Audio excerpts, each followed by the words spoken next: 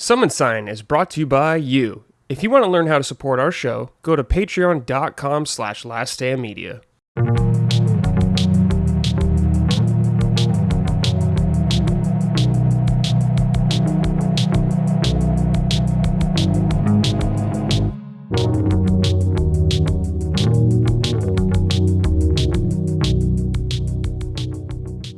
Hello, everyone. Welcome to episode 118 of Summon Sign, Last Stand Media's weekly in-depth game discussion podcast. I'm your host, as always, Brad Ellison. Joining me, I have the man himself, Mr. Colin Moriarty. Colin, hello. You look well today.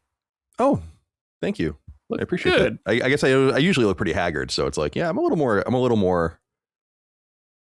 rested. Mm-hmm. Went for a walk with the dogs. Nice. Good. I like this 3 p.m. record time Eastern. Sure. Personally.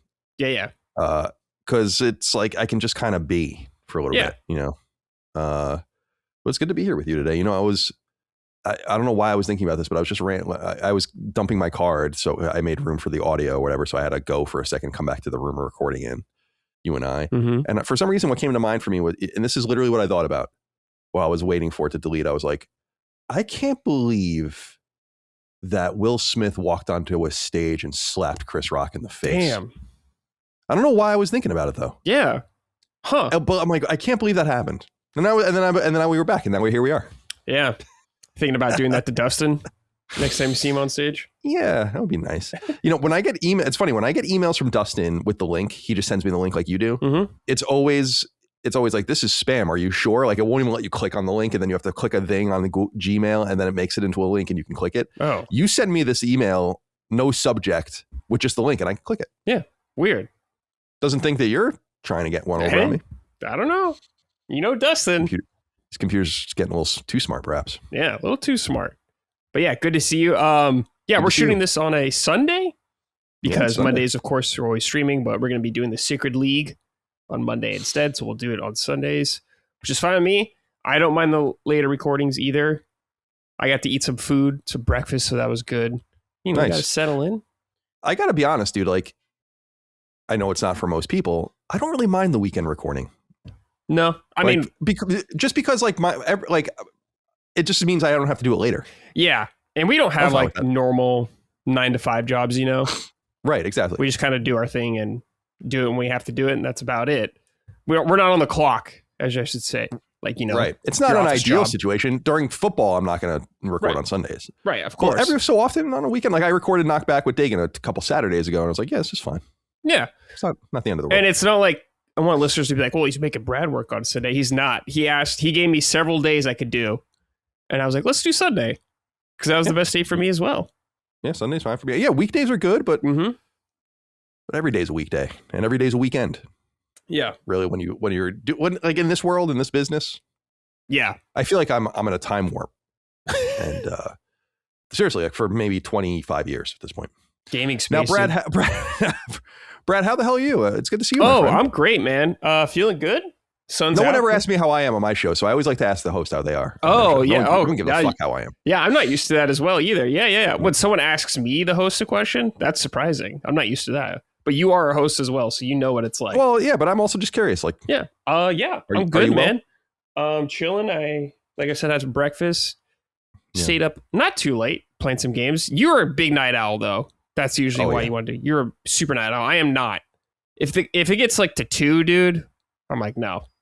It's way too late. Prime time. It's way too late for me. No, I gotta be. That's so funny. Yeah. Usually, if I'm on, I always hit the PlayStation button just to look at the corner, like the clock in the corner, and I do that like while I'm playing games. Like sometimes I'm even like in action. I'm like, what time is it?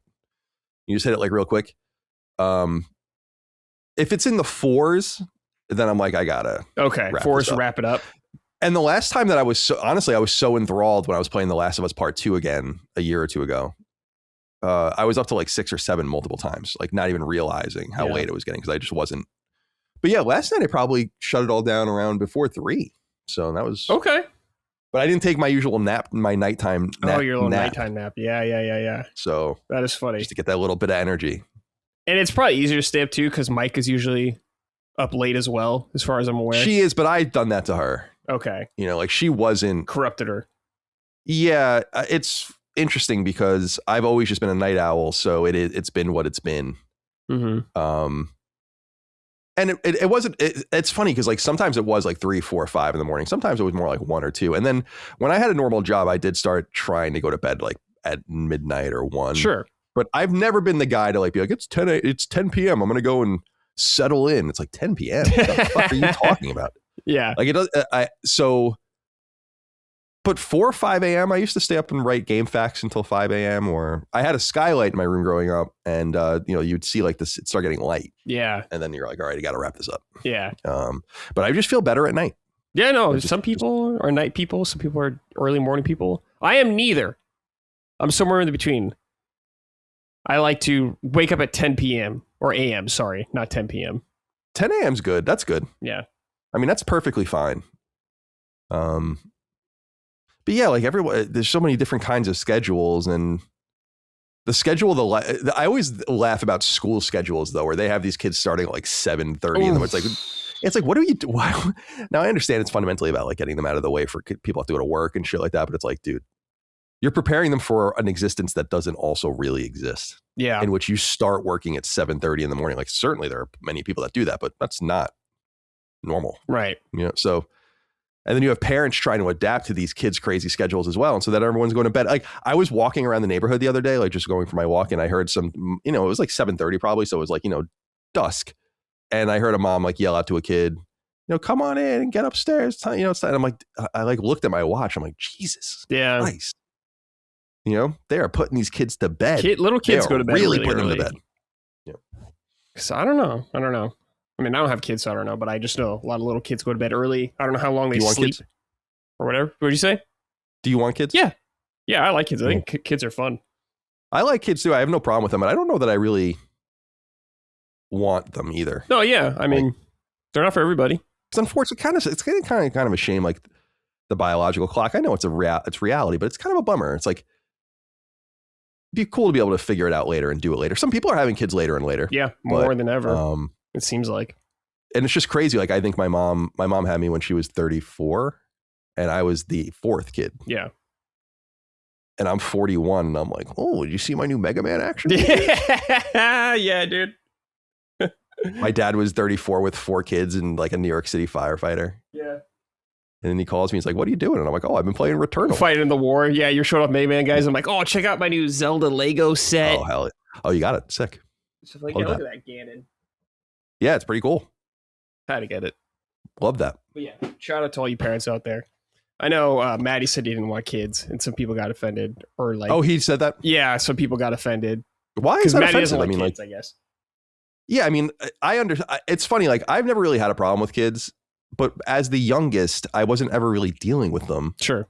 And then when I had nieces and nephews, and they're 2 of them are grown now. Mm-hmm. Well, my niece, Dagan's daughter, just turned 19 today. And nice. It's like, so you interact with them, and then maybe sometimes they're friends or like, their world, and you go to their games or their competitions and stuff. And then you start kind of, in my opinion, like getting, so like, all right, you're around kids more and you interact with them more or whatever. And then also I live in a neighborhood where, dude, like the average age of my neighborhood must be like 7 or something. Like there's like so many kids here. Mm-hmm. And it's great. I kind of like living around it. It reminds you like we can go buy land in the middle of nowhere and you get isolated and stuff. It's cool. And I realized I'm like, kids are kind of funny. Yeah, like, they are. Like I've always never really had a problem with them, but because I was the youngest and because I was also friends with older kids and so on and so forth, like it just, my best friend was also the youngest. Like all the dice rolls were like, you just weren't around anyone younger than you. You were the little kid. And you realize like, oh, these kids they're fine. They're all right. Yeah. Like they're fine. They're coming up and doing their thing. Yeah, And I'm so you hear about these tablet kids and all this, and I'm sure that'll exist even in my neighborhood, but I'm also like, damn, these kids are outside just fucking around all day. Yeah, that's good. Like constantly, from dawn to dusk. And it's like, so it's good. I'm so glad people out there want to do, and I know people say like it's the best thing you can do and stuff. It's not for everybody. There's just something about the games industry too.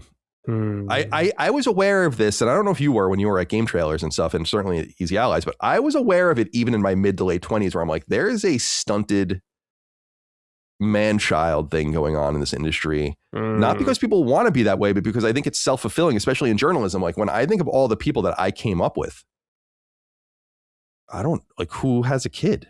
Greg has one kid, right? Yeah.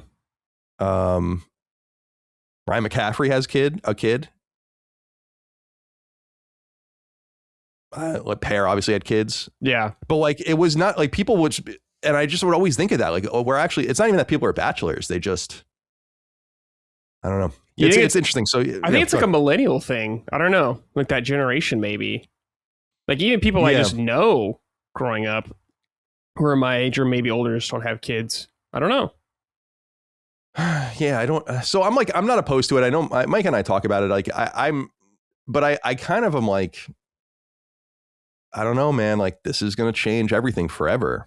Like, and yeah, I know people say that there's like a selflessness to that, and I get it, and I'm down with it, and it's evolutionary, and it's pronatal, and all like and it's great. But like, I'm like, I don't know, man. And I've said it pretty honestly. It's like, I think I'm kind of too selfish with my time for that. Like, I think I don't want to like sacrifice my life. Like, yeah, that. Like, no, I understand. Sorry. You know, I think it's one of those things that you don't really understand it till you have the kid or whatever. You know, you don't really get it. And there's a lot of fear going in, all that kind of stuff. But I feel like if you have the child, you see the child, you know, you become a parent, something changes in you. Yeah, I totally believe that, and I know that. But I know like my feeling on it isn't. This has come up so many times over the years. Like people have always given their input from the audience. We have many parents in our audience. And it's like, I know, you can't, not that you would want to, it's like, you know, snuff out your kid or like undo this or whatever. I'm not saying that. I'm just saying like, it's on. Yeah. Like, yeah, it's on.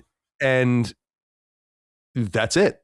Like, and so you're never going to get your late night gaming time back until the kid is way older. You're not going to get alone time. You can't just do whatever you want, wake up when you want. Like it's all over. Yeah.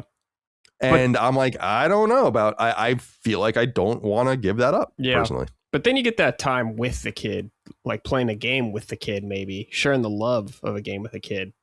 I don't want to play a game with anyone. You want to think I want to play a game with a kid? Yeah, that's true. I don't know. But maybe your kid, you would. Maybe you make an exception. You know, show your kid The Last of Us. I know I would be better, and the kid would never judge me. That's the thing is like, they don't know any better. Yeah. What if they just love Mega Man? They want to be a robot master for Halloween.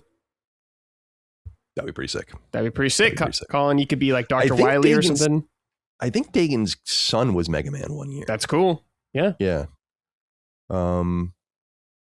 So yeah, that's kind of just where I'm at. But I don't know. Yeah, anything can happen. Yeah. But the point I was making earlier was that it's just such a bummer, although I understand. It's like you kind of have to make a choice. Like you can't ride it out and be like, all right, like, you know, in your 50s or 60s, and be like, well, men, I guess, can. But just generally speaking, it's like you got to make a choice, and you got to make the choice in the prime. And that's the toughest part. Yeah. Right. Especially for women. And so, and I also I just understand people not wanting to have kids from the realities of,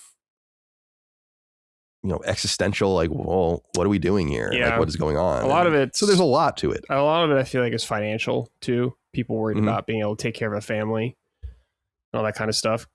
Because it's expensive. It is expensive. I think that's one of the reasons why I've been able to do so well for myself. I was just thinking of that yesterday. I was like, I never even owned a car, or like, well, I did when I was younger, but you know, or like had a kid or had to pay. So I didn't just have, and I'm such a minimalist that like I have no one to spend money on, not even myself. And that's a huge benefit. Even when I made nothing, you know, I was like, I still was able to do something for myself. So that's a huge part of it too. And I don't blame people. Shit, man. I remember seeing in Newsday, which is Long Island's newspaper, like 25, 30 years ago or something. It's like, well, you know, it costs $200,000 to raise a child. And I'm like, well, not anymore. Yeah, not anymore.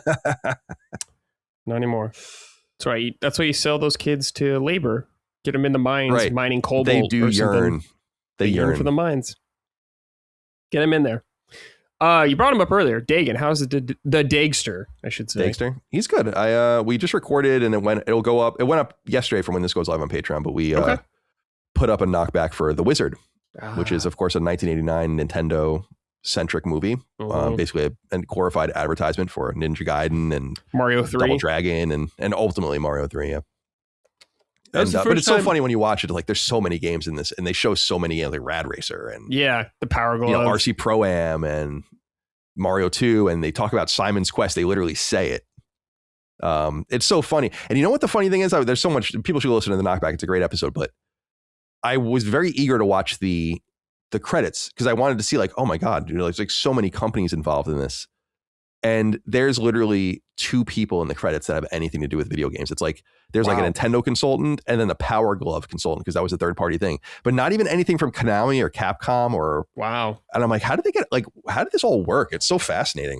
But yeah, we did that, and and by the way, we watched Mike. I was going to ask you about this. The Mario movie. Mm-hmm. It's really nonsense, but it's incredibly high quality animation. I liked the characters. I thought it was pretty funny at times. Like I like some of the humor. I love when the penguin characters like attack them, like when they come to the Ice Kingdom or whatever. And then the suicidal like Luma. Mm-hmm. Yeah, so it was cool. What I was saying was this movie has no purpose to exist. It doesn't say anything. Like the story doesn't even really make any sense. There's no development really at all. I'm a little creeped out by the New Donk City style. Like this is taking place in the real world. Brooklyn. I found that really disturbing in Odyssey, where I was like, what the fuck? But it was very, very cute, and I can see why kids like it. But it's not like it's not one of those remarkable movies. Like I remember when I saw Frozen, which I saw like many years after it came out. And everyone's like, this is and I'm like, oh yeah, this really is great. Mm-hmm. Like this really is a great movie. This movie, I was like, yeah, that's fine. Yeah, but it's very high quality. Yeah, and it's super high quality, and I liked it. I thought it was cool. Yeah, and dude, the references, many Colin references in there. I think Micah was getting mad at me after a while because I was like pointing, and she doesn't know old Nintendo like that. So I was like, one thing I was really fascinated by was like, there's a fair prominence of Kid Icarus in the game, which is like, and I was like, I wonder who is a fan that's working on the movie because you had a lot of choices to pull from, and they literally show Mario playing Kid Icarus. Yeah, and I'm like, that could have been any game. So, and then later on, there's like this whole graphic with the Kid Icarus box art and stuff, and I was like, interesting.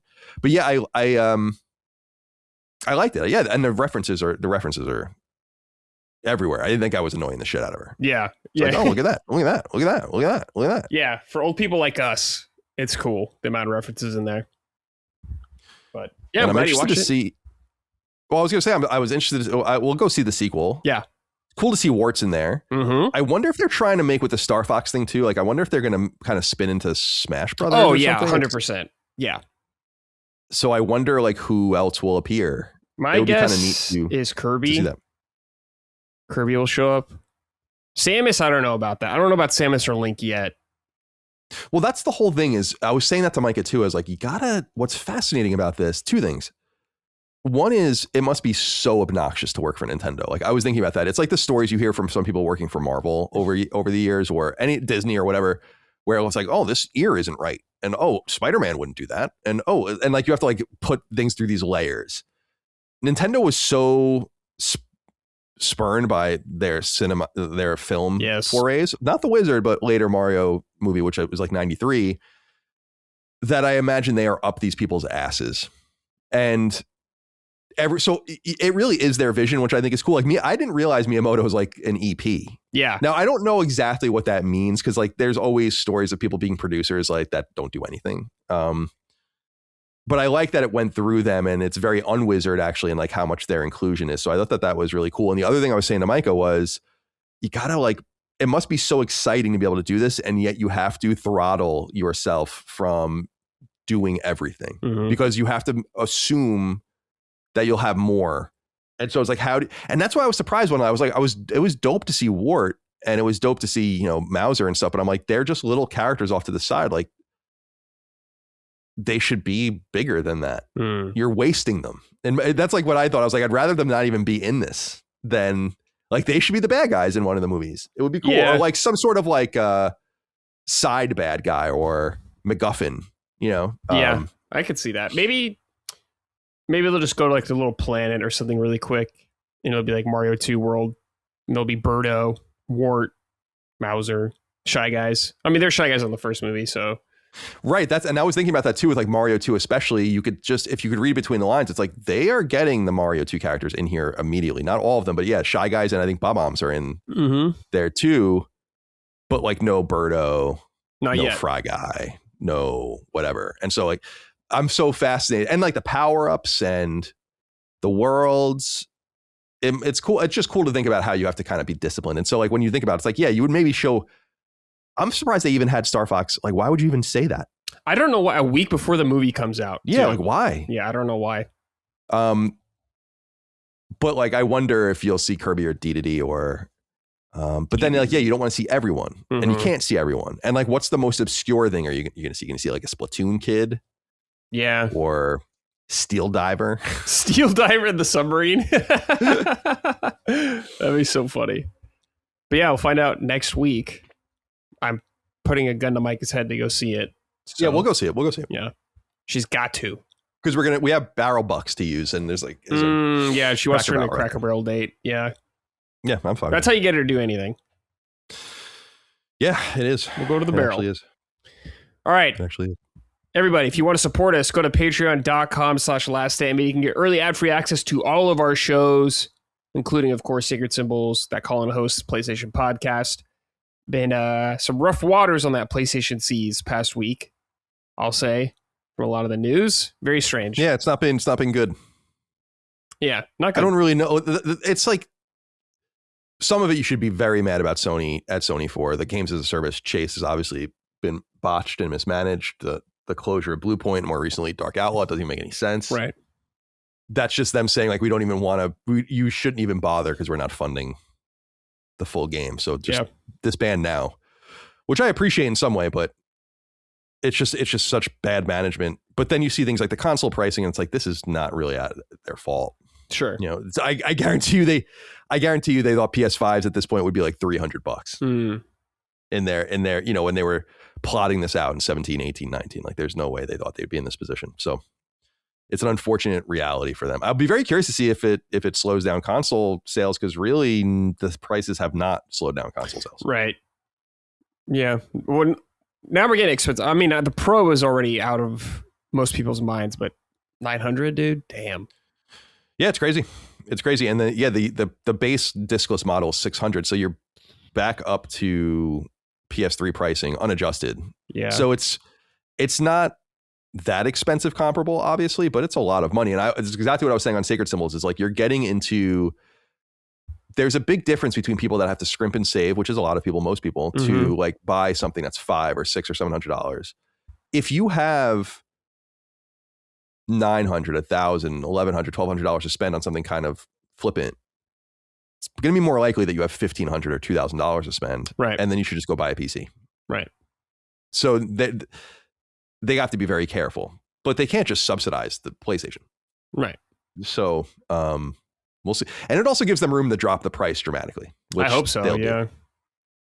Because like it's what, $200 more than what it was when it came out? I think the discless one is the biggest jump percentage wise. And then, because the console with the disc drive was $500 when it came out, and it's $700 now, I think. And the discless one was $400, and now it's $650, something like that. So, I mean, it's too late by the time people hear this. Oh, maybe they'll be act a little bit, but it's like you have time to still buy. Yeah, if you're thinking about it, you should probably do it now. Same with like, I think Switch 2 will probably get a price hike sooner than later as well. So be aware. Yeah, this is all.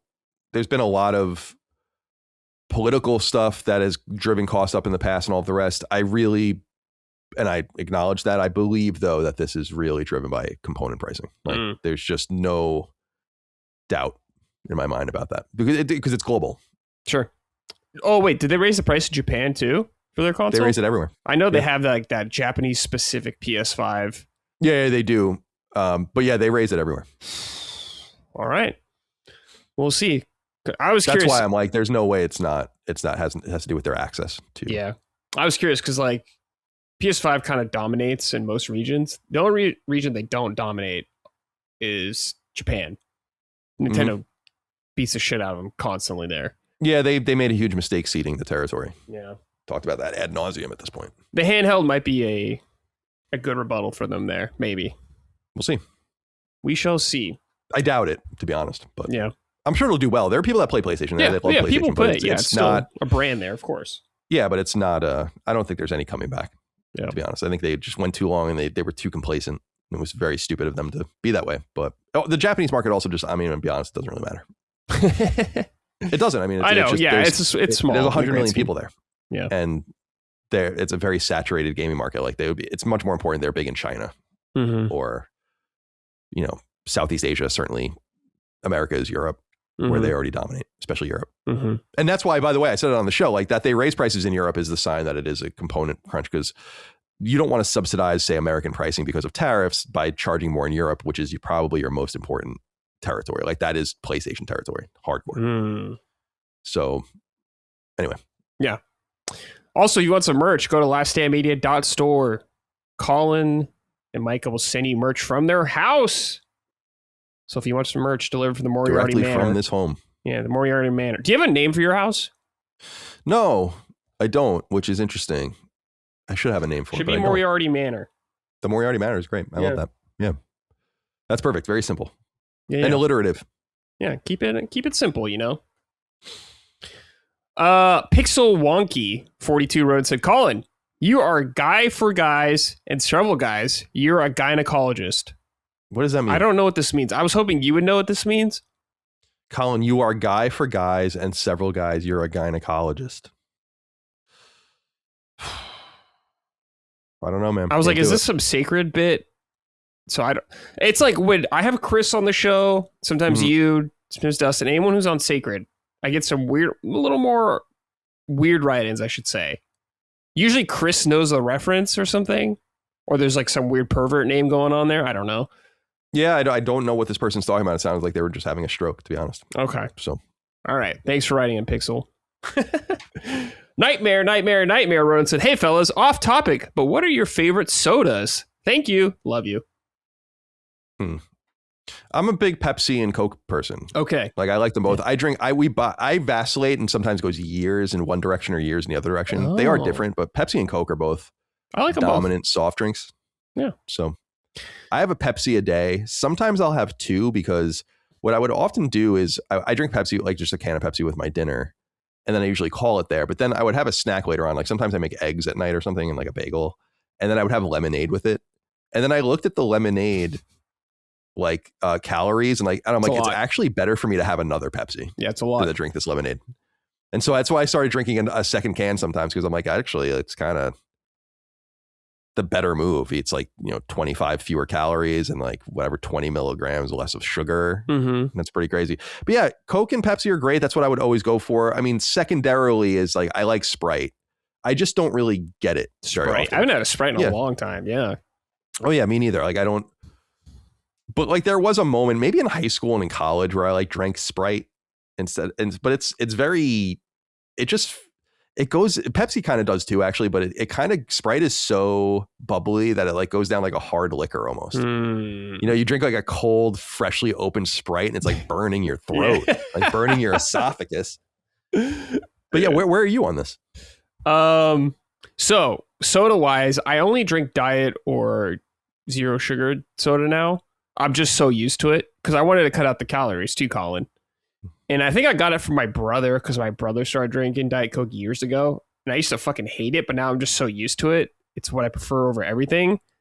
For me, though, the top would be zero sugar Dr. Pepper is where I land. Interesting. I'm a Dr. Pepper guy. I love Dr. Pepper's always been kind of a confusing thing for me. But obviously it has a place in American society and people do love it. I love all the when it circulates, like all the regional bootleg store brand versions of it.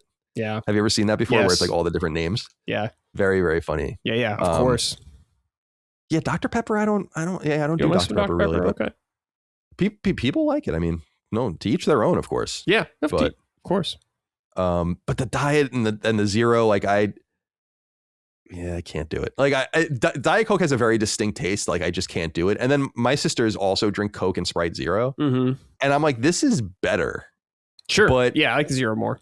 Which is interesting, but it's not great, And I think Micah and I were talking about it. It might have been last summer. We had people over for like a barbecue or something. And so we bought that stuff for them. And then there was a few leftover Coke or Sprite Zeros and we drank them. And I'm like, I could drink this, but I don't really like it. I think it would take you like 2 weeks to get used to it.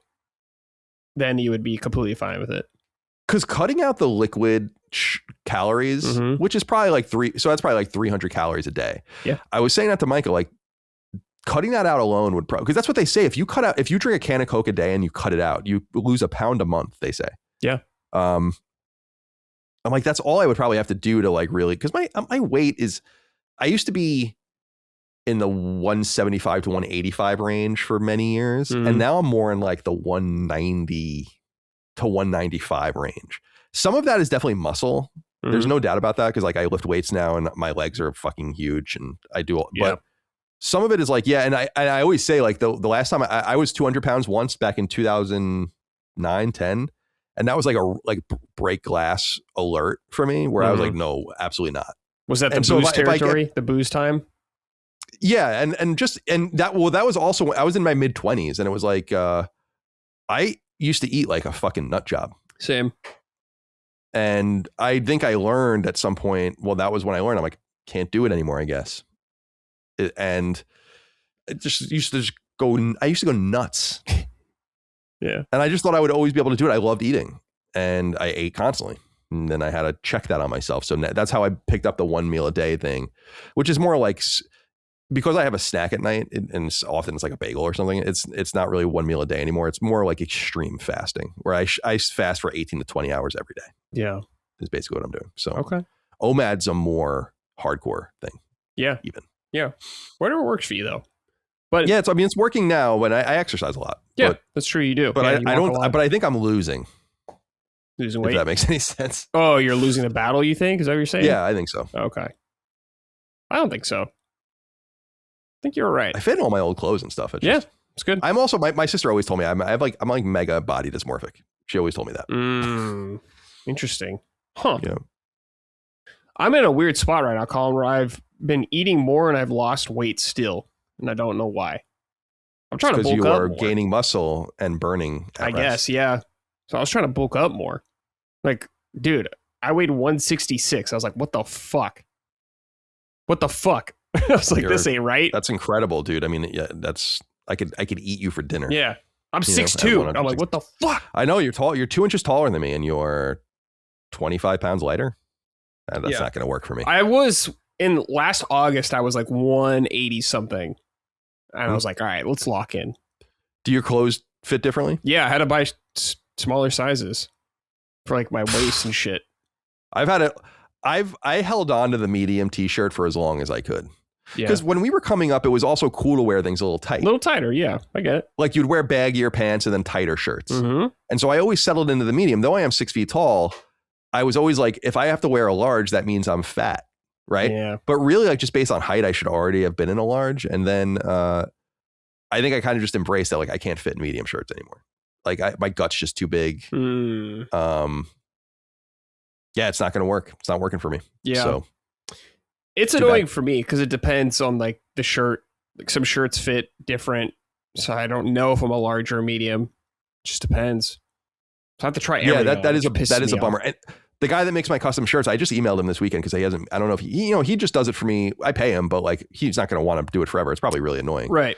I want to talk to him because I want to get some of my old shirts remade in the larger shirt that I've been wearing. Oh. Because I love some of those early shirts. I just don't really want, and I can kind of get away with wearing them. Like I have the Astra Returnal shirt and like my Wonka shirt and all those kinds of things. It's like, it would be good to get these in a better size. Yeah. Yeah. Yeah. And so your wife's getting jacked too. Yeah, she is. She's loving it, dude. Yeah. She's really enjoying the process. So yeah, she's working out. Happy for her. Yeah. But yeah, she always reminds me like building muscle will burn more calories. Yes, absolutely. I have to focus more on weightlifting and I really have to like sit down and figure it out. Like I've kind of the honest reality is that I just kind of do whatever I want. Sure. Well, when I got weights for the first time, I just was like, they came with a little pamphlet and it had like some ideas. And so I took 4 of them and that's all I've ever done. Oh, really? So yeah, like I do like these, like, like sets of these and the curling and the hammer curling or whatever, and like lifting on my back and all of the rest. But I think part of it is that I do it before I do really hard cardio. So that's kind of defeating the purpose. And like, I need to I need to have more of a weightlifting day, but I really only lift weights for like 20 minutes at a time. Yeah. You know, I mean, how long are you doing cardio for? Like an hour? Yeah, either a half an hour or an hour. I think if you do... Or 90 minutes sometimes. I think if you do half an hour, you'll probably be okay. Like burning your muscle. But maybe if you do more. I'm not an expert, though. But doing your weights before you cardio is good, though. Yeah, I couldn't do it in reverse because I would be gassed at that point.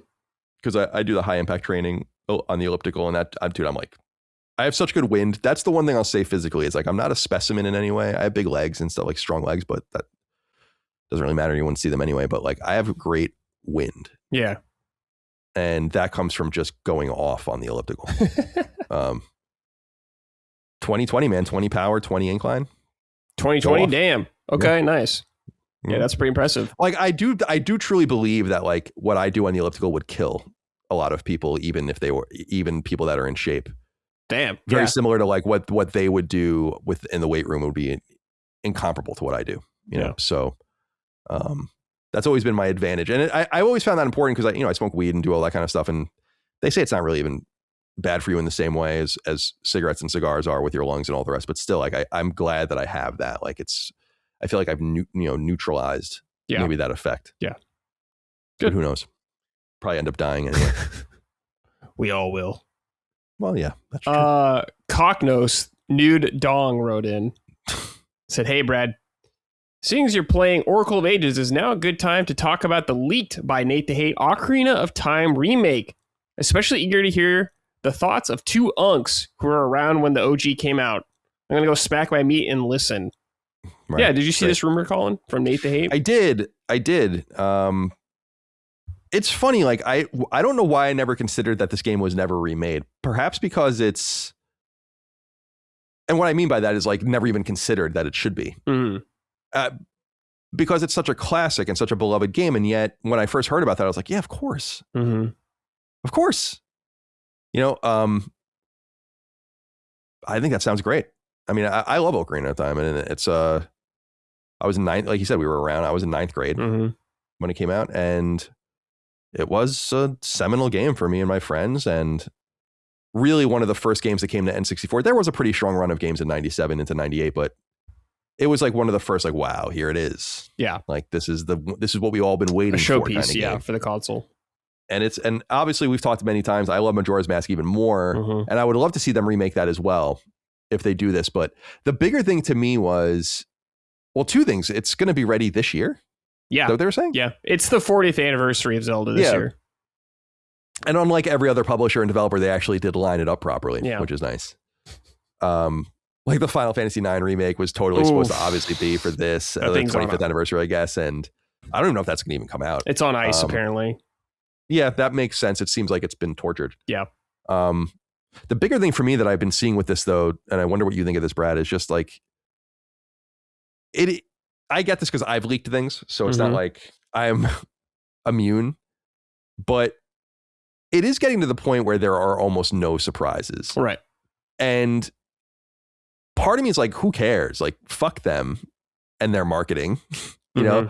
But part of me is also like, well, what is it our business to really know anyway? And they've done such a good job and disciplined job of keeping it secret until this random dude on Twitter told everyone that it exists. And so, but I don't know. It's just interesting to think about. Like the idea that, first of all, I think that guy's very reliable and it's the game that's obviously real. And I'm pretty sure Video Games Chronicle has confirmed from their sources that this is all true.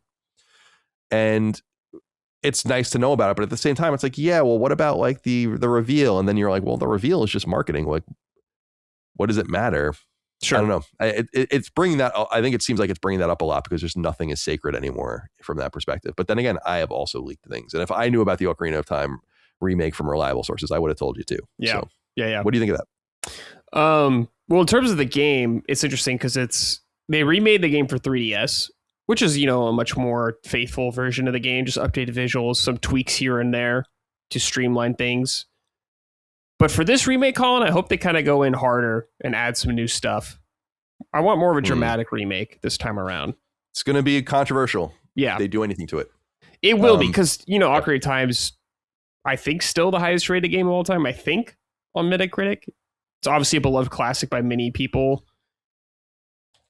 like I guess I could say it's a perfect game pretty much in the most sense. But yeah, I mean, it's like I've played through Ocarina of Time so many times. It's available on NSO. So I hope they change something. Dude, what I really want, Colin, is a new dungeon. There was always the rumor of the cut light temple. Right. So yeah, I don't know, man. First of all, like I will say it is the top rated game on Metacritic, but the top rated games on Metacritic are kind of nonsensical as well. So I don't know that I take that too. Like, there's obviously games that belong up here, but it's like Soul Calibur is the second highest rated game of all time. I love Soul Calibur. Yeah, that was a awesome Dreamcast game. Loved it. It's why a lot of people bought Dreamcast. Yeah, but the second best game of all time. And then they have Perfect Dark as the 7th best game of all time. Another great late N64 game, but Metroid Prime is the 11th best. It's like, I don't know about this. Sure. So I don't read too much into that, but Ocarina of Time, I don't know if it's the perfect game. It's like a flawless game. There's nothing wrong with it. Yeah. Like, you can obviously break the shit out of it and people know how to do that and they speedrun it or whatever. But like, generally speaking, like, it was just a very solid, well-made adventure. It wasn't unlike anything we'd ever played before. I'm, especially from the outside now, I'm fascinated to see what they do, because I think either way it might be controversial. Like, if they really do keep it the same and do an almost Oblivion remake of it, that's interesting and would be cool. But if they remake it and put more dialogue into it and more characters and another dungeon and all these things, I'm like, I don't know, man. I think that might rub people the wrong way. I think it will. Just kind of like how Final Fantasy VII Remake rubbed people the wrong way. But that's true. But we've said this before. You and I have talked about this a lot. Is like 7 Remake is unique because of what it is. And like you and I have talked about this. It's like both games happened in the timeline. You can't really do that again. It's what I always say about Fortnite of the metaverse of metaverses. It's like, you can't have another one. Yeah. There can't be another game that's like, we are also the metaverse of metaverses. I don't think so. Yeah. We already have that. So we'll see what happens. Yeah, we shall see. Apparently at the end of the year. So I imagine we'll see it summer if it's true. So very exciting. Probably around E3 time or whatever it's called now. Summer Game Fest time. But we should probably see it around then. But I'll be there day one, of course. All right, Colin, let's start with what you've been playing first, which is Returnal. That's the wrong tab for Dustin. Here we go, Dustin. Returnal. Housemarque. Yeah. Saros is coming up next month. Indeed. Very soon. Indeed. It's funny because I knew I wanted to get back to Returnal in time for Saros. There kind of was a gap. I downloaded it to my machine maybe even a couple months ago, anticipating that there'll be some sort of gap. And then I beat Chronicles of the Wolf, which I think we'll talk about later. And I'm like, yeah, I don't really want to play Crimson Desert. There's nothing else really calling to me right now. I think I might play Starfield when that comes to PlayStation. And then Saros is coming out and all the rest. So then kind of off to the races. So that now is the time. I wanted to get back to Returnal because in my normal fashion, I like to just refamiliarize myself with the game previous, even though I imagine Saros I assume Saros is connected to Returnal in some literal way, but we don't really know all about that, and so it might not even be important in the context. But nonetheless, I wanted to kind of be able to compare and contrast in my own mind, and it had been 5 years since I played it, so almost to the month. I mean, so it's funny. I didn't realize this. Returnal came out April 30th, and Saros is coming out April 30th, so it's actually 5 years to the date. When the game comes out. And I don't know if you're a Housemarque fan, but I've been a Housemarque stan since, not forever, because they were like, there's all this Housemarque is I think the culmination of two different companies, and they were like an Amiga developer. That's where Stardust comes from. But like, they came onto my radar when they became PlayStation second party developers, beginning with Stardust and Super Stardust HD specifically. And ever since then, I've just been really enamored with them. And I lamented kind of their late 2010 arcade gaming is dead. And they were making like some sort of battle royale game, and they were totally changing their genetics. And and Returnal was the game that got them out of that hole and was like, you don't need to go down that road at all. Cancel that shit. You don't need to be chasing the market. You are an arcade studio. You need to figure out how to make a competent modern arcade game, and Returnal is that game. And they did an extraordinary job. But I love Super Stardust HD. I think that game is fucking awesome. Were you a Stardust fan on PSN? I haven't played it a lot, to be honest, but when I saw it, I thought it was cool. For people that don't know, it's like so they typically make arcade games. There are some exceptions, like Outland wasn't really an arcade game, for instance, but they make. And it's what Returnal is in a way. They have multipliers and stuff. There's no score, but you're doing things kind of in the background by getting consecutive kills and all the rest. And so for people that don't know, Stardust was just a game that took place on a globe, and you were a ship on a globe. And it's just like an arcade shooter, all about like getting and maintaining these high multipliers as your planet basically is attacked by all of these like rocks, and you have to kill them and use different weapons. It's just incredibly addictive. And as because I say it all the time, the first game to ever get trophies. Which was kind of cool. That is cool. I was really enamored with the follow-up to Stardust. I don't know if you played it, 2010-ish, Dead Nation. Oh, Dead Nation. Yeah, I played some of that. That was an extraordinary game. I loved that game. There's a PS4 build of it as well. It was even on Vita as well. And that's a twin. So they made twin stick shooters. So Stardust is a twin stick shooter. Dead Nation was a twin stick shooter. They later made like the spiritual successor, which I wasn't as crazy about, which was Alien Nation on PS4. They made Outland, which they published with. Outland was more like Ikaruga, like a polarity-based game, like a side scroller. Yeah. That Ubisoft published for them. They made Nex Machina, Matterfall, and Resogun was a huge game. The launch PS4 game was another huge game from them. But these games all share a certain something with each other.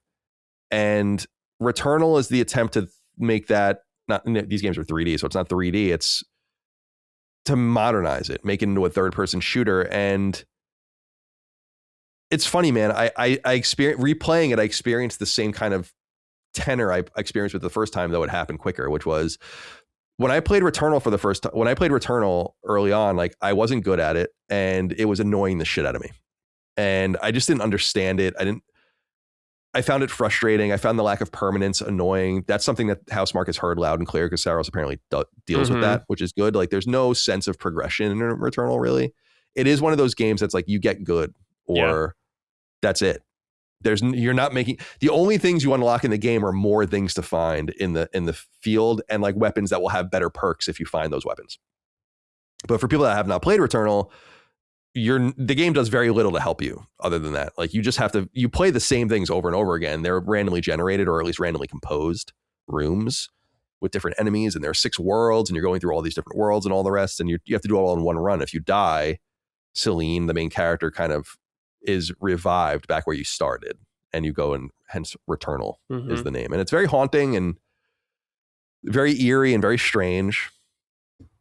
But when I was playing it again, I was starting to get frustrated with it for different reasons, because I had already beaten the game. So there are 3 acts, and you beat Act 2 and you beat the game. Then there's like a hidden act. And I never did this. And to do this, you have to find these 6 sunstone items or whatever that make like this medallion. And there's one in each biome, and they're randomly generated.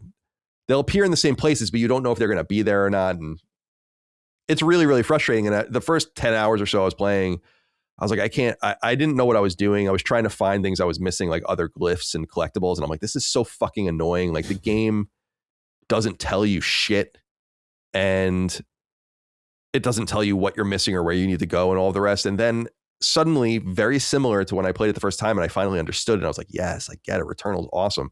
Same thing happened to me here. It just happened much more quickly because I had already gone through that arc with the gameplay earlier.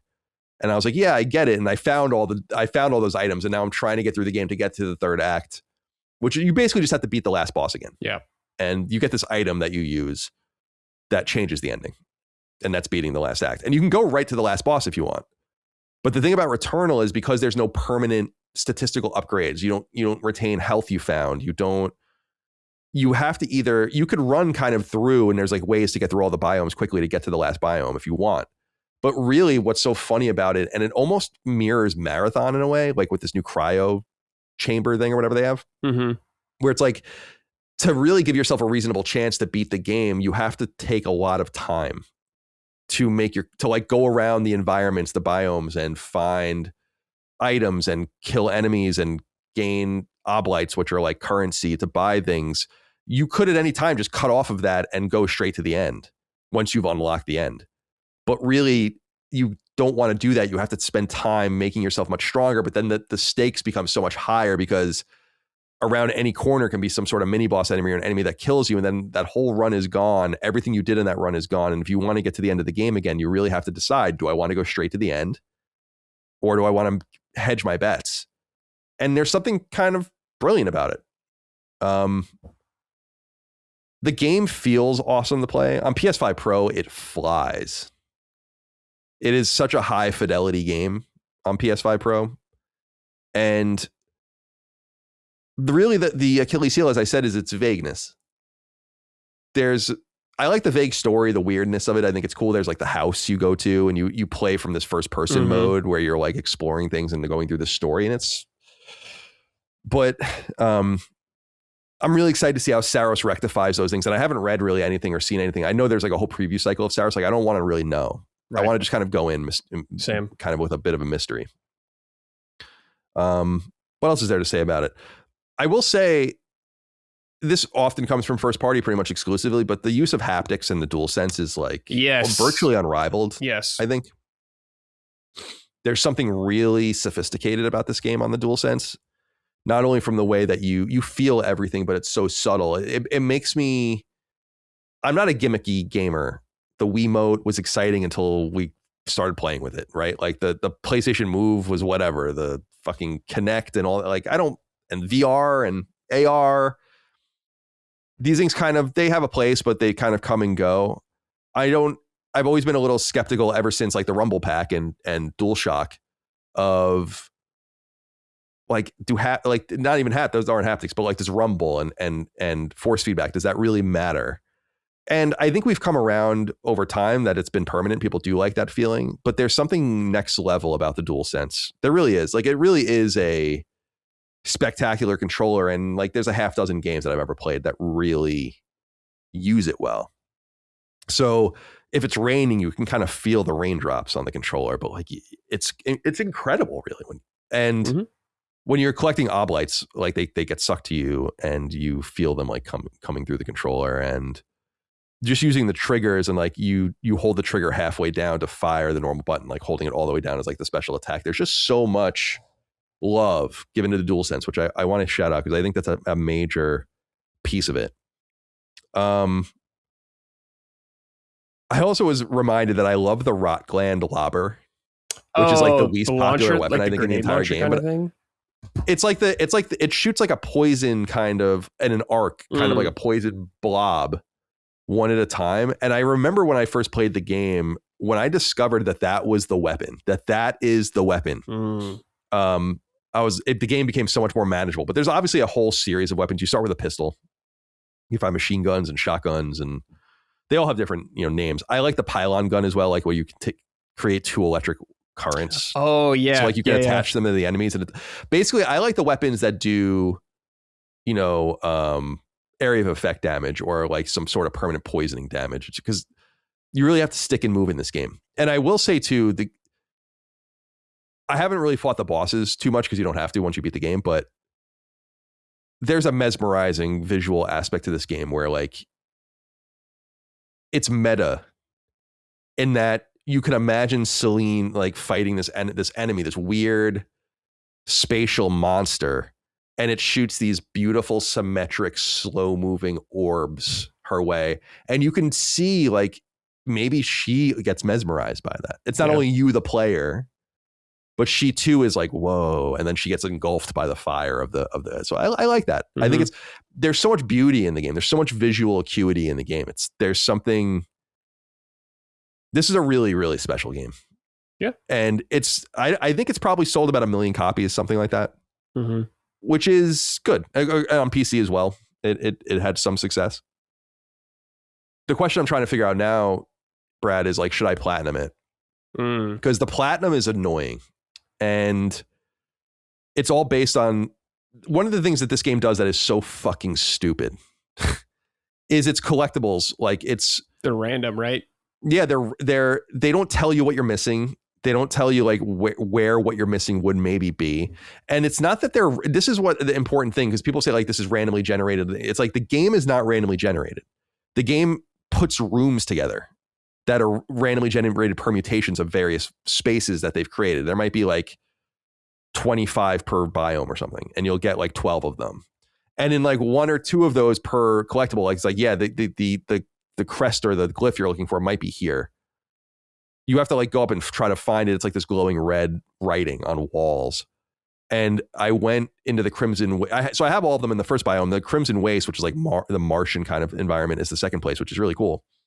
And I'm missing one there. Dude, I played through like 20 times. And I'm like, come on, like, where is this thing? And you read about it online, and it's just like everyone experiences the same thing. It's like you either have to put your shoulder into this game and just brute force it and understand that like some people are going to be lucky and some people are going to be fucking going crazy. There's just nothing to do other than you can't coerce the collectibles out. Like you have to just go, and I think the RNG might have gotten better over time. Like they might have fixed some of the stuff.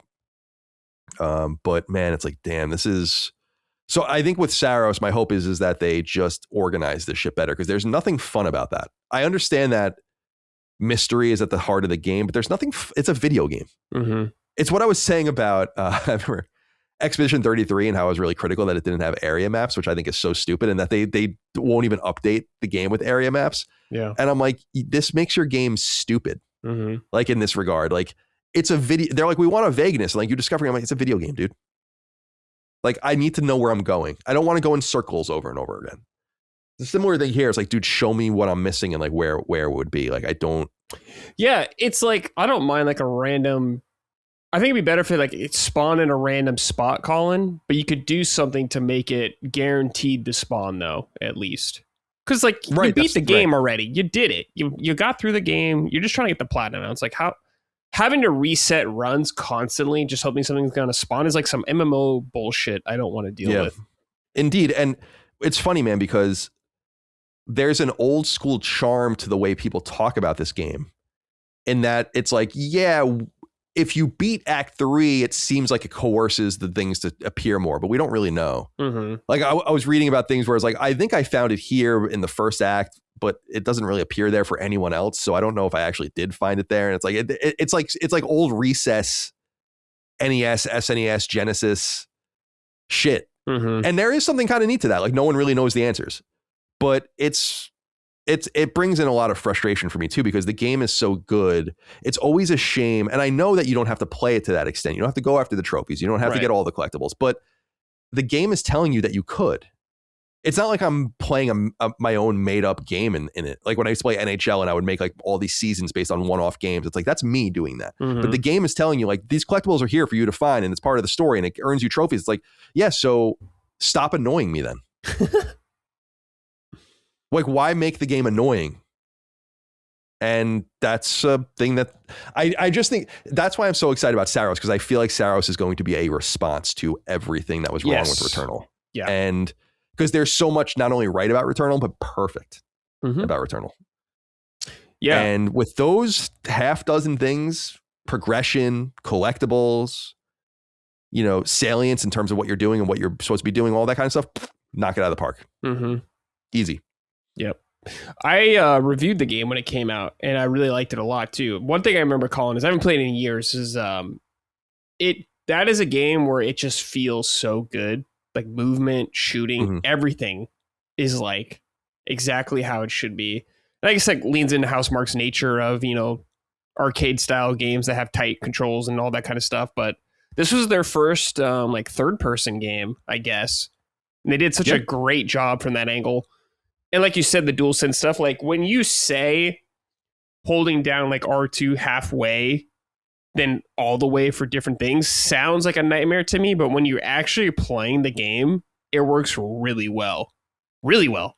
And I agree. Yeah. I don't remember a lot of games that implement stuff like that as well as them. It's mostly first party games, I feel like, that have the best haptics. Astrobot, like you were saying earlier, amazing. Yeah, Ratchet also had really good haptics. Gran Turismo actually had really good feeling haptics and all that kind of stuff, which is sick. But yeah, I'm with you. I love Returnal. There are problems. I don't like some of that RNG, like you're saying, because I was considering getting the platinum back in the day, and I was like, I'm not dealing with this. I'm not going to So roll the high. dice all the time. And I get if some Thank people God- like that, but not for me. I was going to say, Brad, thank God the game is really fun. So it's not like you could just get pleasure out of playing it over and over and over again and hope for the best. But yeah, eventually you're going to smash your head into the wall. And there's so much variability in what you're going to encounter that you just, it's happened to me multiple times. Actually, it happened to me last night where I'm like, I'm going to play through every biome as much as I can to strengthen my character as much. And then I'm going to go and fight a Philion, whatever the fuck the last boss name is. And both times I died in the second biome. So it's like, shh. But that's the high stakes because like, again, I could just run to the end. Yeah. But you're going to do it with weak weapons, with no health and all the rest. So yeah, man,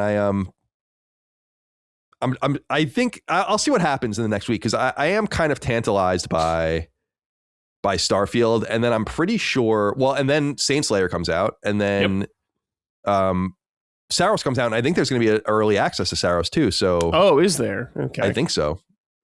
So, yeah, I'm really, really looking forward to that. But rot gland lobber supremacy, all day, every day. Love the rot gland lobber, such a great weapon. And the other thing I wanted to say, two other things actually. You were talking about gameplay. It does feel so good. Dashing into the melee attack, into the secret to the game, in my opinion, is really embracing the melee. Yep. It's so stylish. It's very anime. Pulls out her laser sword, puts it back. There's a little bit of a cooldown, like a couple seconds. Yeah. So you can't like just spam it, but you can use it. You can use it enough where like it could be your only or your primary weapon, which I think is really cool. The other thing I wanted to say is this is the first time I messed with the expansion, the I was going to ask you about Sisyphus. this. It's cool. It's like it reminds me of, like, I always bring up Azure Dreams, the Konami game of like climbing higher and higher into a tower. It reminds me a lot of that. Like, I think I got to like the 20th floor or whatever, fought the first boss. Wasn't especially good at it, but this is exactly what the expansion to a game like this should be. Yeah.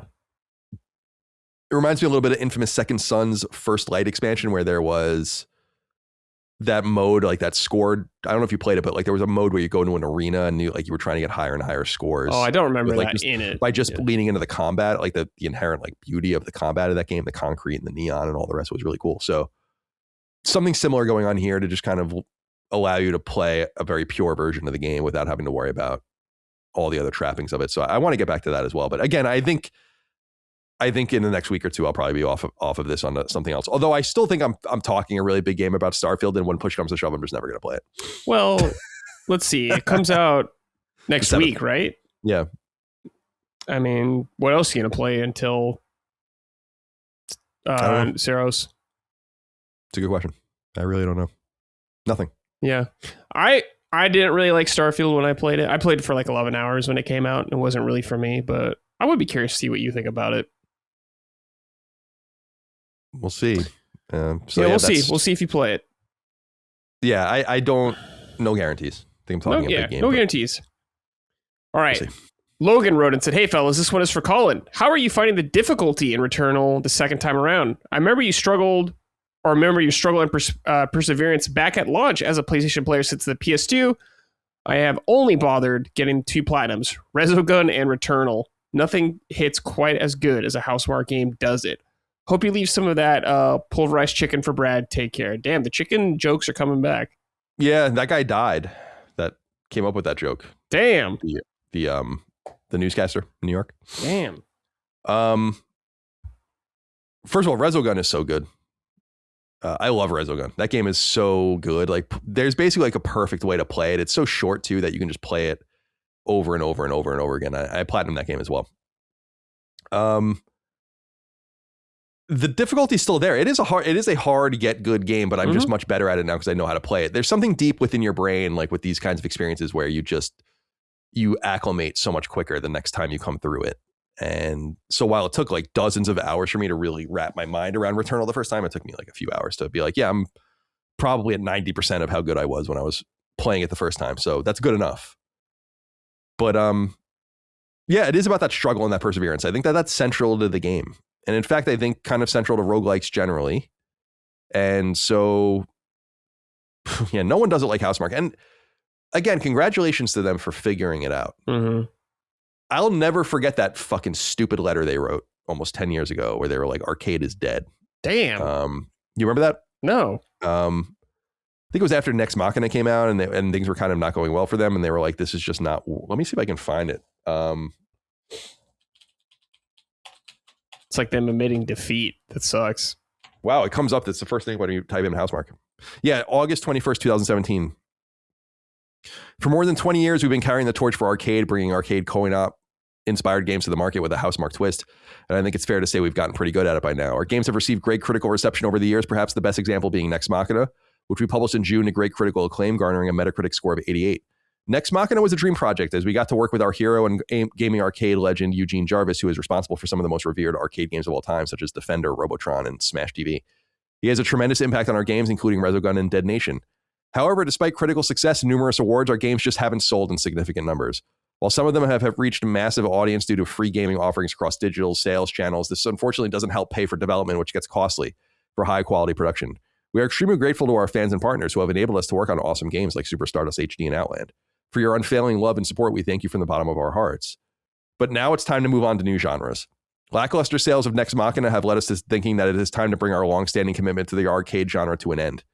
While this genre will always hold a special place in our hearts, the industry is moving forward towards multiplayer experiences with strong, robust communities, and it's time for Housemarque to move forward with the industry.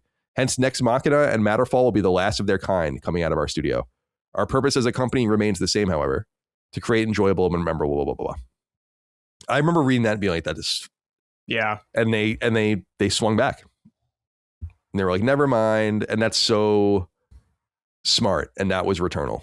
And then Sony's purchase gave them security. And although I don't know how much security they have these days. And then Saros will come out and then they'll probably get closed down. But whatever happens, I guess, at this point. Yeah. If they close Housemarque down, dude. Yeah, that sucks, man. They can't be an expensive studio to keep going compared to all no way. I mean, ones. yeah, Finland's not going to be the cheapest place to do business, but they're not a very big team. And they have been stalwart PlayStation developers for 20 years. Yeah. You better fucking watch it. You should have never bought them if that happens. I'm getting ahead of myself, of course, because I think Saros is going to do great. But yeah, I hope so. Oh, that would piss me the fuck off, dude. Yeah, that would be a damn shame. Let's see here. Shad Vegas wrote in and said, "Hey guys, simple question: is it just me, or does Returnal still feel like the only next-gen PS5 title? We have beautiful games like RE9, but it still seems like the only game that's truly made for most of the hardware without needing the Pro model. Thoughts? Keep up the great work, guys. Play Demon Souls. Demon Souls is one of the best looking PS5 games, in my opinion. That game looks fucking insane from Blue Point. Check that out. There is a Pro patch as well for that game, but I remember when I booted that game up for the first time, holy moly, that game looks insanely good. Insane. I don't know. I do think I think RE9 is one of those games that does feel very new. I think Returnal uses the PS5 in ways that very many studios have used it before. We talked about the haptics, but also just the snappiness of the SSD and all the rest allows the game to have this kind of seamless. Like this game would be, I think, intolerable if it came out in some ways at an earlier time when you had to wait for not only like you die and then you have to like the game loads for a while and then you get into the new biome and then you go into a few rooms and it loads again. Like it is so snappy, and basically a lot of PS5 games are, so it's not really that unique to this game, but I think it's vital to the game's high level of play is its next gen feel. So yeah, there is something to that, but I think there are others. I don't think it's just Death Stranding Returnal. 2 looks insane. Forbidden West looks really good. Yeah, all the first and second party stuff really. Yeah. I mean, not so, maybe some of the second party stuff doesn't, but a lot of the first party stuff is definitely of the same caliber. Kyle DeSange wrote in, shout out Kyle, he was on the show. He is a dev or a animator at Blizzard on Overwatch. Oh, cool. What up, boys? Colin, awesome to see Returnal back on the docket in anticipation for Saros. Would love to hear if you have any major grievances from Returnal that you hope that gets alleviated. Source, you kind of talked about this, the long-term progression. For me, it's the meta progression, coming out of each run feeling like I earned something. Too many times, Returnal, I'd feel like I was just doing run after run with no progress. Keep up the awesome work, lads. Yeah, you were doing run after run with no progress. Yeah. Yeah, they have to just make it. They have to. That was a problem everyone had immediately. Yeah, I think so. They knew that, and I understand what they were trying to do. Get good games are cool. Like Cuphead is one of those games where it's like you really can kind of make it easier for yourself if you do certain things, get more health and all the rest. But it's just ultimately it's on you. Man, Cuphead. Returnal can't be manipulated. I want to see how Saros, what that's like in terms of, will it be easier to brute force the game by just like an RPG where standard Japanese role playing turn based games can just all be brute forced if you just take the time to do it. Mm-hmm. There's no sort of get good moment in any of those games, which is frankly why Expedition 33 was so special in a lot of different ways, because you had to be good. There's nothing else you could do. So yeah, we've talked a lot about that already though. Kyle. Yeah. Thanks for writing, Kyle. All right, Colin, let's move on to what I've been playing. It is the Zelda's 40th anniversary. So I was thinking about, these were added to Nintendo Switch Online not too long ago. And I was like, I have not played through The Legend of Zelda Oracle of Ages and Seasons since they probably came out. Mm-hmm. So it's been a very long time. Now, these are interesting games. These are developed by Capcom, not Nintendo. Well, I mean, Nintendo worked with them, but very interesting time. I know you remember these games, Colin, but it was in that Game Boy Color era where you had the Pokemons, the red and blues, and all that kind of stuff. With Zelda, very unusual. We had 2 Zelda games. They're different color schemes that are, of course, blue and red. And what's interesting about these games is they are different games. They are not like Pokemon Red and Blue, which is like, hey, this version has different Pokemon or stuff like that. They are actually different games with some different characters. But what's really cool about this game, Colin, is if you play both of them, you can get the like final boss, the secret final boss, which incentivizes you to buy both copies, of which, of course, I did as a young child. But to me, these are kind of like successors to Link's Awakening. There's a lot of, visually, they look a lot like it. Like the sprite looks exactly the same and all that kind of stuff. But I've been playing a few hours of the game. I think I've done 3 or 4 dungeons, I want to say. And it's really good, man. It's a really charming game. Of course, it's a much smaller scale game. It is like, as you know, Colin, you remember Link's Awakening, a smaller Zelda game, but still captures that feeling that a Zelda game gives you. Town Adventure. There's the most annoying thing about this game and Link's Awakening, the original, is just the amount of item swapping you have to do, because the Game Boy had 2 buttons pretty much, well, 4 buttons altogether, but 2 buttons that you could do stuff with. And there's a lot of similarities of like items. You got your ring, your power bracelet. You got the Rock's Feather that allows you to jump.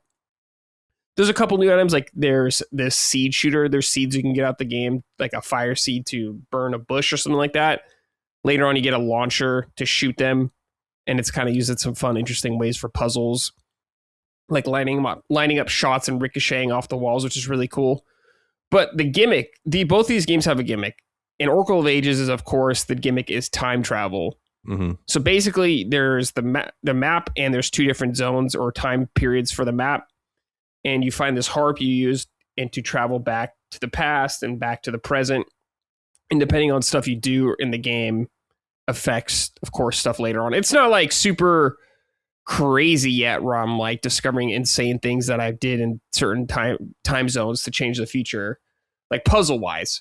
It might get a little more complicated. I can't remember later on, but like narratively, there's like a fake Deku tree. It's called the Mako tree this time around. And you save it in the past to keep it from disappearing in the future and stuff like that. But later on, I've gone to areas where it's like, hey, if you move this item, like this seed, against this wall, if you go to the future, it will have a vine growing up the wall now. So there's like little things like that I think are really cool. You have little animal buddies in this game. I don't remember if you remember these guys, Colin, but like you run into a couple animals that help you with some obstacles. Like early on, you run into a giant bear, has little wings. You can ride on top of him. He can fly over gaps for you to help you reach stuff. There's a kangaroo. You can ride in his little pouch, and he has like a boxing glove he uses to of course, take out guys, and he can hop onto some walls. But they're not used like a whole lot in the game. I've only used them like twice, I think, throughout the whole game so far. But it's fun to see like characters like Tingle is in this game, who was, of course, popular around the time with Majora's Mask and that version of Tingle, and how characters think he's a creepy old man in this game as well. Yeah. Tingle's famously a 35-year-old man who wants to be a fairy. The worst. Yeah. But it's really cool, man. There's a lot more like dialogue than I was used to in a lot of the earlier Zelda games. There's like actually a lot going on, a lot of story and all that kind of stuff. Some cool cutscenes actually that look pretty sick on Game Boy. Game Boy Color. And I got to give a shout out because there's this one area I got to where I finished recently. You get washed ashore on an island. And basically, these, like, I forgot what they're called. They're not Zoras, but they're like some other aquatic race. They steal all your shit. So you have to go on this island and solve a bunch of puzzles, and you slowly start getting pieces back and forth. But there's a shopkeeper who stole your ring and your feather. And the item you need to get them back is you have to do some work to get those, like, which are these seeds. And you have to constantly trade him stuff back and forth and slowly make your way through this little island. And you're like, hey, I'm going to take the power ring here. So you're going to go through it. Now you can lift these, like, pots up. But then you run into another obstacle. You're like, okay, well, I need the feather here. So you got to kind of think about and plan your route as you're going through it. And I thought that was kind of an ingenious thing. Just this little section of the game. I know you didn't play Breath of the Wild, but it kind of reminds me of, if people have played it, they might remember Eventide Island, which is this spot where you go to and you lose all of your equipment. And you slowly have to get it back and fight your way to get it back. And I was like, this is a cool little scenario that I like in this Zelda game. I'm definitely going to play through Oracle Seasons, which is next. I remember liking that one more. From what I remember, it was more maybe like combat focused. And this one's maybe a little more puzzle focused compared to that. But I like them both. I just think the Seasons is a cooler concept. But the dungeons themselves have been pretty fun so far. Like there was one Colin I just did that has like this giant rotator kind of thing, like almost like a turnstile. Or no, wait, what's it called? Why can't I think of it? Like the revolving door, almost kind of like that. You stand on it and it rotates you to a certain direction and it's predetermined where it goes. So you have to like ride it one way, then go around, find another route to be able to have to go to the next location, or else it'll go back and forth. So you're going through different floors and juggling all that kind of stuff. Also, they have the little bunny rabbits from Zelda 1 in here, Colin. They make a return. And if you play your harp, it'll kill them, which is a nice nod to the speaker controller on the Famicom. Famously, that was the hint to destroy those guys back in the day. But on the NES, we did not have that. We did not have the speakers, so we had to use other means. So I was happy to see that. But really cool Zelda games. If you like Link's Awakening, and I know a lot of people do, I think you should check these games out. It doesn't matter if you go with Red or Blue first, or Oracle of Ages or Seasons first. I think it doesn't really matter so much. But they are on Nintendo Switch Online. They're definitely worth checking out. Really cool games. Colin, do you have any thoughts about this game? Do you remember it at all? Of course, yeah. I remember a few things very distinctly about it. First of all, you said it earlier, was what I remember, that Ages was the puzzle game and Seasons was the action game, or at least that's the way like they were positioned. I don't know if Nintendo was doing that, but that was what I remember the reviews saying at the time. I have this. It was spring 2001 when these came out. I remember that because they were coming out right before Game Boy Advance, which could play these games, but they were Game Boy Color games, and Game Boy Color had obviously many exclusives by 2001, but I remember that being kind of interesting. I remember thinking at the time, like, oh, it's interesting that they're like pushing these new Zelda games on this kind of bespoke hardware that a lot of people didn't end up having, because obviously they had the chunky fat Game Boy for many years, but then you had the Game Boy Pocket, and then you had the Game Boy Color. They were just cajoling people to buy too much shit at that point. Yeah. I also remember the coverage in Nintendo Power was really, there was a lot of coverage. And I think there was even a strategy guide that Nintendo Power, probably, like one of their little perks for renewing. I used to love those. Like you would renew every year and you get to select the one perks. Yeah. Like you'd be like, I want this book of codes or this thing or whatever it was. And I remember that the Oracle guide was like two of them in one. And that was one of the things they were giving away that year. And I also remember there was the ad of Link slicing the Game Boy Color in half. Yeah. And I remember there's a commercial. Definitely. Let me see. Or are you talking about like a Nintendo Power ad from what you remember? Yeah, like a print ad of him like cutting it open, and because it was supposed to be like two parts or whatever. So yeah, a lot of like memories of the games coming out. And then I think I told you this at the time we talk about Pokemon. I always went to, oh yeah, I have the ad here. Let me see. I always went to, I'm a boy, right? Like I think most boys would choose, oh yeah, I remember this. Yeah. Oh man. It's kind of an insane ad, dude. Yeah, it is. It's like, it looks like a nice N64 render or whatever. Yeah, I remember this. So I'm a boy. I think boys like blue more than red typically or whatever. And I realized in my own circle of nerdy friends in high school when Pokemon came out, everyone was getting Pokemon Blue. So I bought Pokemon Red. Yeah.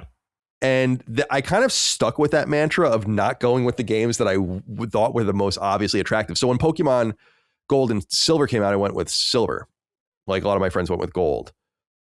Ruby and Sapphire, I bought Ruby because I felt like Sapphire was going to be the popular one. And so I remember buying Seasons because it was the red box. Yeah.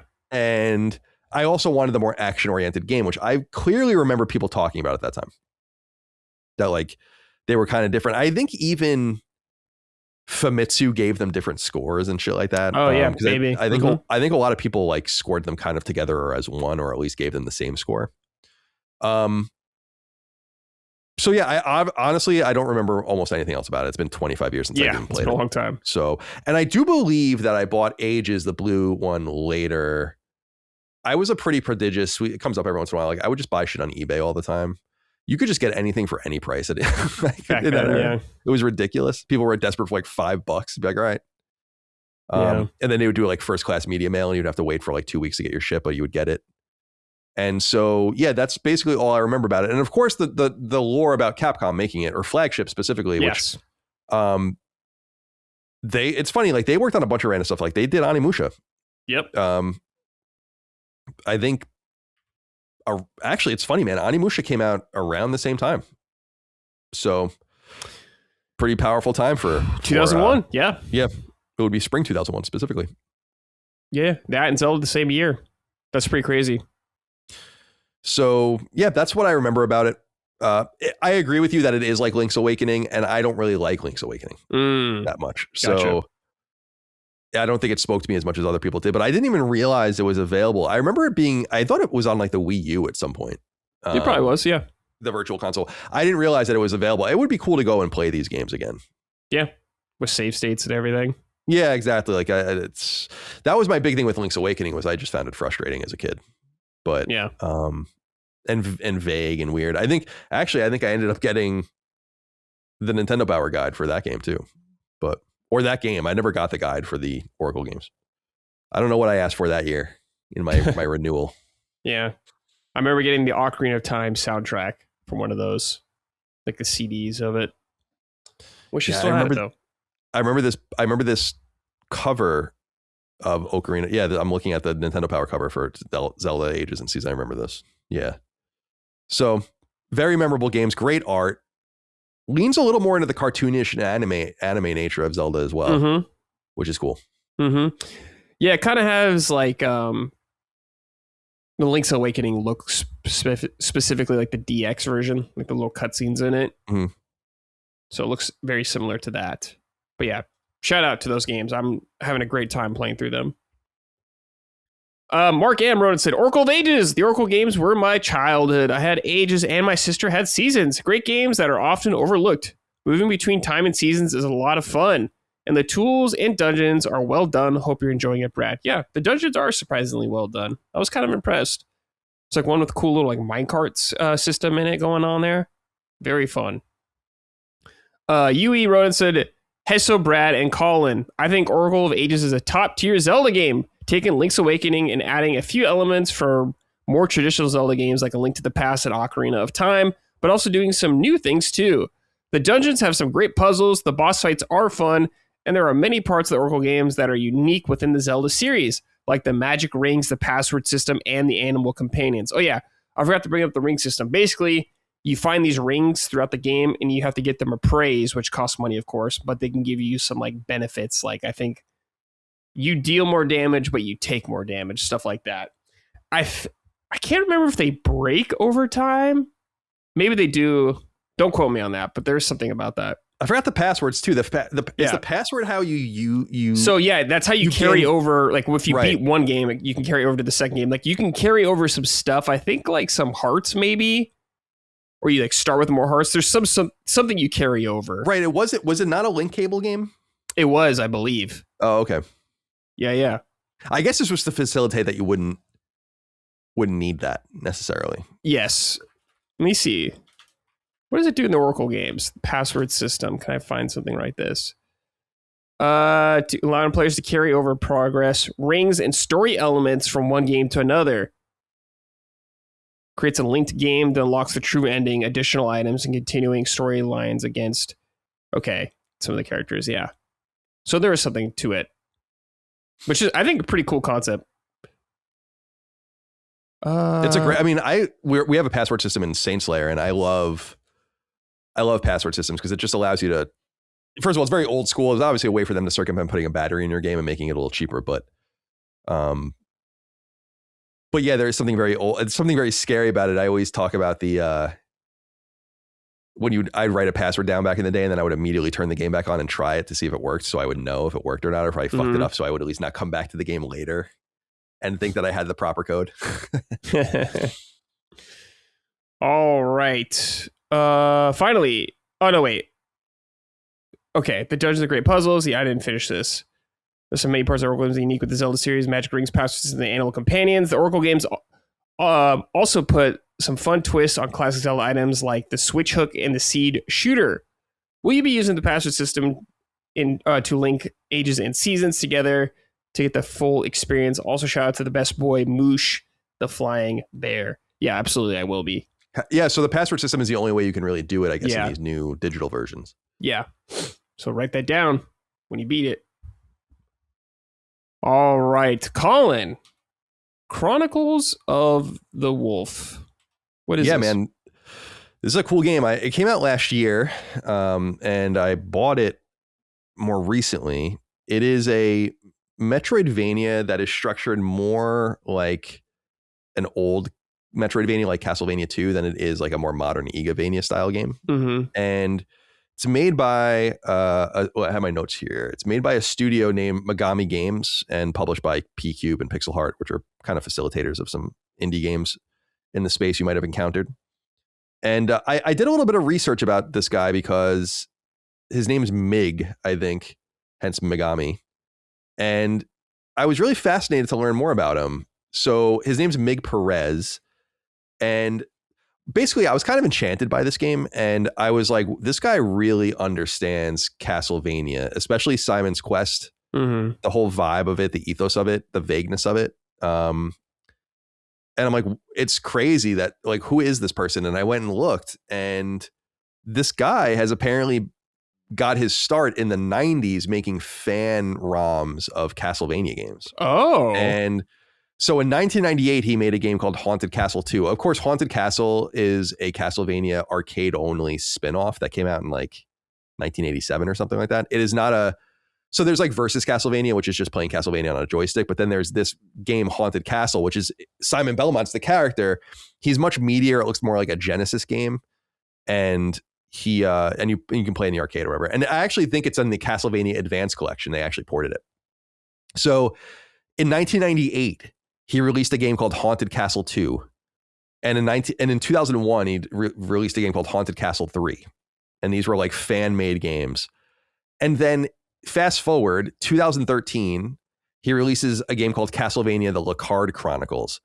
Lecard is so Lecarde is a reference to Eric Lecard, who's the main character or one of the characters in Bloodlines on Genesis. So he makes this kind of like spin-off traditional Castlevania game in 2013 for fans. And then he makes the Lecard Chronicles 2 in 2017. And this game kind of is like an advancement where a very beloved fan game where it becomes more of like a Metroidvania. So finally, he gets away from Castlevania fan games. And in 2020, actually, he makes a game called Wallachia, the Reign of Dracula. That's where Wallachia, which I'm sure I'm saying wrong, is Romanian territory. Wallachia. I remember them saying that, yeah. Right, and I've said before that the translations, like the English translations back in the day, had that as Warakia in Castlevania 3. But that's like a town or a place in Transylvania where like a lot of the Castlevania shit happens. So he makes a game with that name, Reign of Dracula, which is like a kind of a Metroidvania game. And I never played it. And then this game, Chronicles of the Wolf, came out in 2025, and it's like an even more elaborate original game. And it's actually pretty interesting because the game is based on a real story in France. So it's one of the reasons why I wanted Saintslayer to take place in these in Central Europe is because Castlevania is so Eastern Europe. So Mhm. this guy goes even further, and it takes place in France. I think he is French. And there's this thing that happens in the 1760s and 1770s. People can go read about it.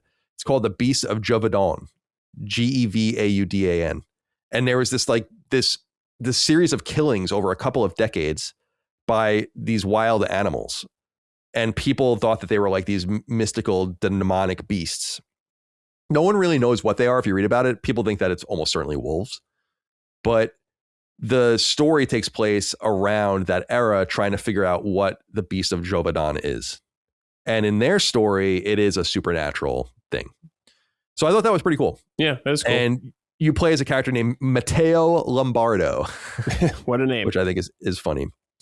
Now, I said earlier, it's a 2D Metroidvania, but and I always bring up Simon's Quest. It's like a touchstone for me, but it is very, very attached to the ethos of that game or the original Metroid, as opposed to something like Super Metroid or Symphony of the Night and onward. What I mean by that is we always look at Symphony of the Night and Super Metroid as like the kind of the harbinger of those kinds of games, but really Metroid and Simon's Quest are the harbinger of those games. They're just much more vague because they were on NES. And so you didn't have things like in-game maps or quest logs and so on and so forth. And this game reeks of Simon's Quest in that way, which is why I knew that guy must have been a Castlevania fan. And when I researched him, he was literally such a Castlevania fan that he would make his own Castlevania games. So I was like, okay, that's not me hallucinating. So the reason it's why Simon's Quest, so a lot of reasons why it's like Simon's Quest, but for those that have played the game, Simon's Quest is not about a central location. It's not like the castle or the mansion or the spaceship or whatever. It's a countryside. And there are towns, and there are, in Castlevania 2, there are mansions, which are kind of like the dungeons you go to. And ultimately you're going back to the original castle from the original game. But it's presented in a flat 2D map. So to get from like any point A to point B, you have to go all the way and there's no quick travel in those old games. There is quick travel in this game, which is good.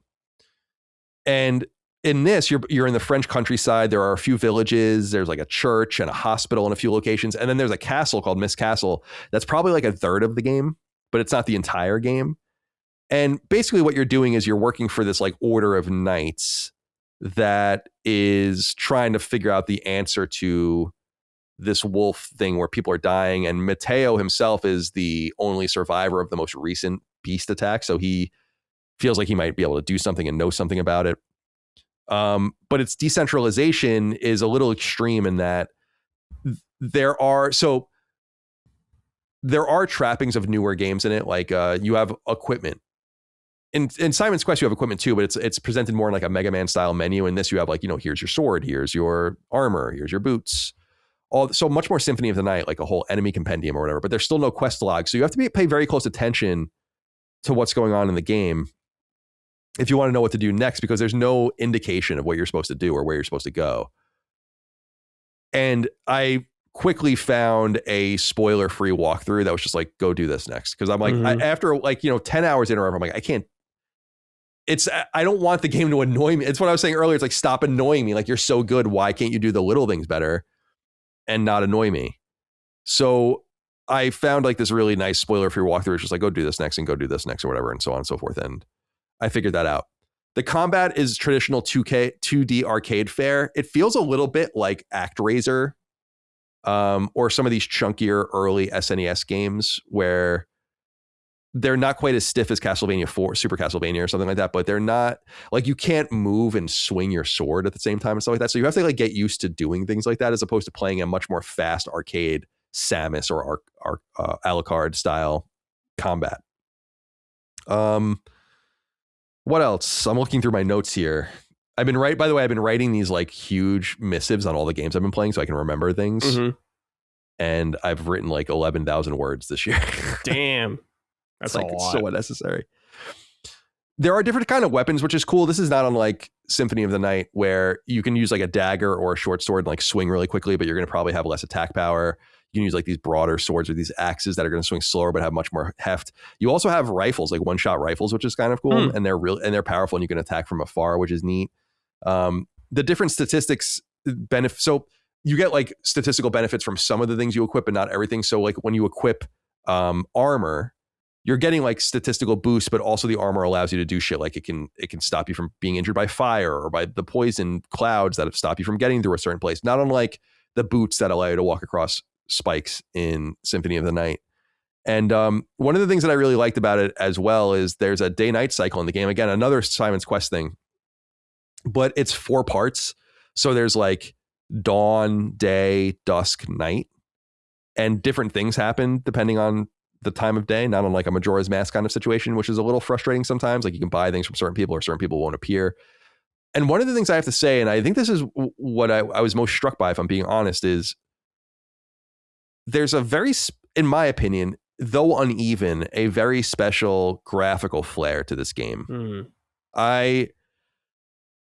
It's unique looking amongst Castlevania-like games or amongst Metroidvanias. There's something old school PC about the graphical treatment. The pixels are chunkier. There's just something about it. Now, a lot of the key art and the portrait art and stuff is kind of, I think, even veers into being bad, or maybe what I would call amateur. It doesn't match up to the greatness of the in-game pixel art, and they need to do something about that in the future, I think. But there's something so incredibly attractive about it. And just the endless little treatments of background, because it's not based on the old hardware where you had to reuse asset tiles. There are these one-off things, like there's you can see the castle in the background, but it's only on that screen, or things are lit differently depending on the time of day and all of the rest. So there's a lot of sophistication in this game. And you get your typical Metroidvania-like abilities, your double jump and your dash and all the rest. One of the weird things that I think kind of convolutes the game, and I'm not crazy about them doing this, I think it's kind of not necessary, they should have figured different things out, is you get a double jump, but then you get an ability to use the double jump twice. And then you get the ability to use the double jump 3 times. Oh. And you get the ability to dash once. Then you get the ability to dash twice. Then you get the ability to dash 3 times. So like there are these things all over the map where it's like, oh, I need to just dash again, or I need to chain 2 double jumps into 2 dashes. And I'm like, this is kind of messy. Yeah. Like the double jump should allow you to fix certain things, and the dash should allow you to fix certain things and come up with something else. Not a triple jump and a quadruple jump and triple dashing. It's left a little bit to be desired. There are 5 endings. I got all 5 of them. I wouldn't have known how to do it necessarily because they're missable unless I was using a guide. But there's like a bunch of bad endings and then kind of like more reasonable endings and then like the real ending, which is kind of cool. So you can beat the game a few hours in. And again, I think that's an ode to Symphony of the Night. It's probably also an ode to Simon's Quest. Simon's Quest itself had 3 endings. So, but unlike Simon's Quest, where it was based on time, like you had to beat the game really quick, which was annoying to get do you remember that? It was like there was like a color ending, like the real ending, and then the worst ending was actually black and white. I don't remember. Castlevania 2. I'd have to look at it. If you like, and it was all based on speed. So it wasn't based on anything else, which was kind of a bummer. That's funny. In this, it's about like beating bosses early and being in the right place at the right time. I'm sorry, I interrupted you. No. I wasn't. I was just pontificating about that. A few not frustrating, but a few weird things. There's voice acting in the game. It comes off, I think, and it is probably his friends or whatever. Like it's amateur, but I also think unnecessary. I don't know that voice acting needs to be in games like this, or at least if you have so much talking and so much dialogue, like it worked in Symphony of the Night because there's like 6 scenes in the entire game. But I just don't need voice acting in 2D games. It turns me off almost. Like it turned me off from even, I shut it off in Tactics Ogre when that game came back out. I was like, why is there voice acting in this? It's a fucking 16-bit. It's a 32-bit remake of a 16-bit game. Like there doesn't need to be voice acting in it. So I thought that was fairly frustrating. I was also frustrated, and this is just a Colin thing, is that there's no platinum trophy in the game. But what's weird about it is, and I didn't really care, I wanted to play it anyway, but there are enough there's a platinum list. Like there's a bunch of trophies. There's just no platinum. So it's like, whoa. Why? And then I went back to look at their Wallachia game, and I was like, it's the same thing. Yeah, and I'm like, what? In the SDK, why didn't you just make it platinum? Like you have, it's all done. Just make the platinum trophy and wrap it all up. So there are some trophies I'm missing, but honestly, because there's no platinum, it's like, I don't really care. I mean, like what am I? So I think I'm trying to think of like what trophies I even need to get, but I'm missing a few of them, and that's a little bit frustrating for me. But I mean, it goes to show you that I didn't really even give a shit because I played it anyway. But let's see. I have to unlock all the enemies in the bestiary. So I think there's like a mega secret boss I didn't fight. And then you have to like max out your stats and so on and so forth. So there's more work to be done if I want to get those, but I don't think I'm going to be honest. Okay. But it is a, if you look at the, like, I'll put it here, the PSN, I'll put it in our chat, the PSN profiles page, because it just shows the key art. Like the key art, and I'm not trying to be mean, it's just like the key art looks very amateur, and I imagine it turns a lot of people off, but it's such a shame because deeper within the game is like this really beautiful, well done pixel art. And they got to match these two things up better, I think. Yeah. To turn more people on. The music's also pretty good, pretty rockin'. Soundtrack's pretty nice. So yeah, that's Chronicles of the Wolf. It really is just if you like 2D action Metroidvania RPGs, something worth checking out. At least go watch videos. It's on all platforms. I played on PlayStation, obviously, but you don't have to play it there. Yeah. And I spent about a week with it, so nothing too crazy. Okay, cool. Yeah, I checked it out. It seems fun. Looks good. I kind of want to wait till Castlevania comes out before I play like maybe another Metroidvania. I might just wait a while. Yeah, it's supposed to come this year, so. Mm-hmm. And ironically, because I think Eric Lacard is French in Castlevania lore, but no game takes place in France.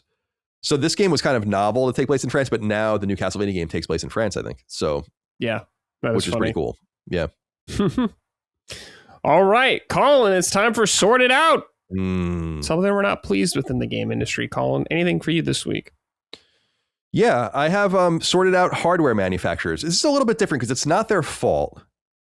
But the pricing situation is going to become a problem. Yes. We talked about, obviously PlayStation raised their prices. I think they did it, and I think they've said that they did it so dramatically and so early so they don't have to do it again. And I totally understand that. And then it gives them flexibility to go back down should component pricing allow. So I'm not trying to say that any of these companies are gouging. They're not. Like they don't. This is a nightmare for them. Like, because it's all about the proliferation of the gear as cheap as possible to get people spending money on PSN. And if people are, even if you have people buying your PS5s, they're spending the money on the PS5 that they really should be spending on the games, and so they're not making more money on this. I totally get that. They are in many ways, in every way, really, the victim of circumstance. But they have to rethink this whole thing. And I think about that specifically with this, not the rumors. I mean, they're persistent. I think it's real based on people that I trust and also that we've talked to, like Moore's Law, but other reliable people in the industry. It's like this PS6 is coming next year. And I theorized this, Brad, at the time. I'm so out of my element with hardware prognostication. I don't really, outside of a cursory understanding, really understand how these assets are acquired and what the contracts look like. And I've talked about this a lot. It's like manufacturing a good is not as easy as like we have this idea and it's like you have to buy all the goods. You have to buy the time at Foxconn. You have to have that contracted or like whatever factories you're using to build your shit. It's not nothing. It's something extraordinary, which is why I think that there's enough momentum and like towards this idea that it's like we literally have to release PlayStation 6 next year. Like we've invested billions of dollars in it. There's no pulling out now, no matter what's happening. But I wonder if that really is true. And I would love to know from people that understand these things better. And maybe we can do a Sacred Symbols Plus about it with some of these people at some point. But what would it look like for Sony to get out of this? Like to say like we have to ride PlayStation 5 for longer. They're not going to stop manufacturing PS5s. They didn't stop manufacturing PS3s until 2014. They're not going to stop manufacturing these anytime soon. But it's like, what would it look like? What would the money situation be? What would the burn relationships look like? What would you have to write down to say, like, we're not doing this? And if that's possible, which I suspect it probably isn't, or I guess anything's possible, but you're going to eat a lot of shit doing it. It's like, could you put it off enough where you just rethink the PS6? And I don't mean its existence. I mean like what it is and when it comes out. So if it's going to come out a couple of years later, should we just rework it and make it more powerful? And different things are going to be.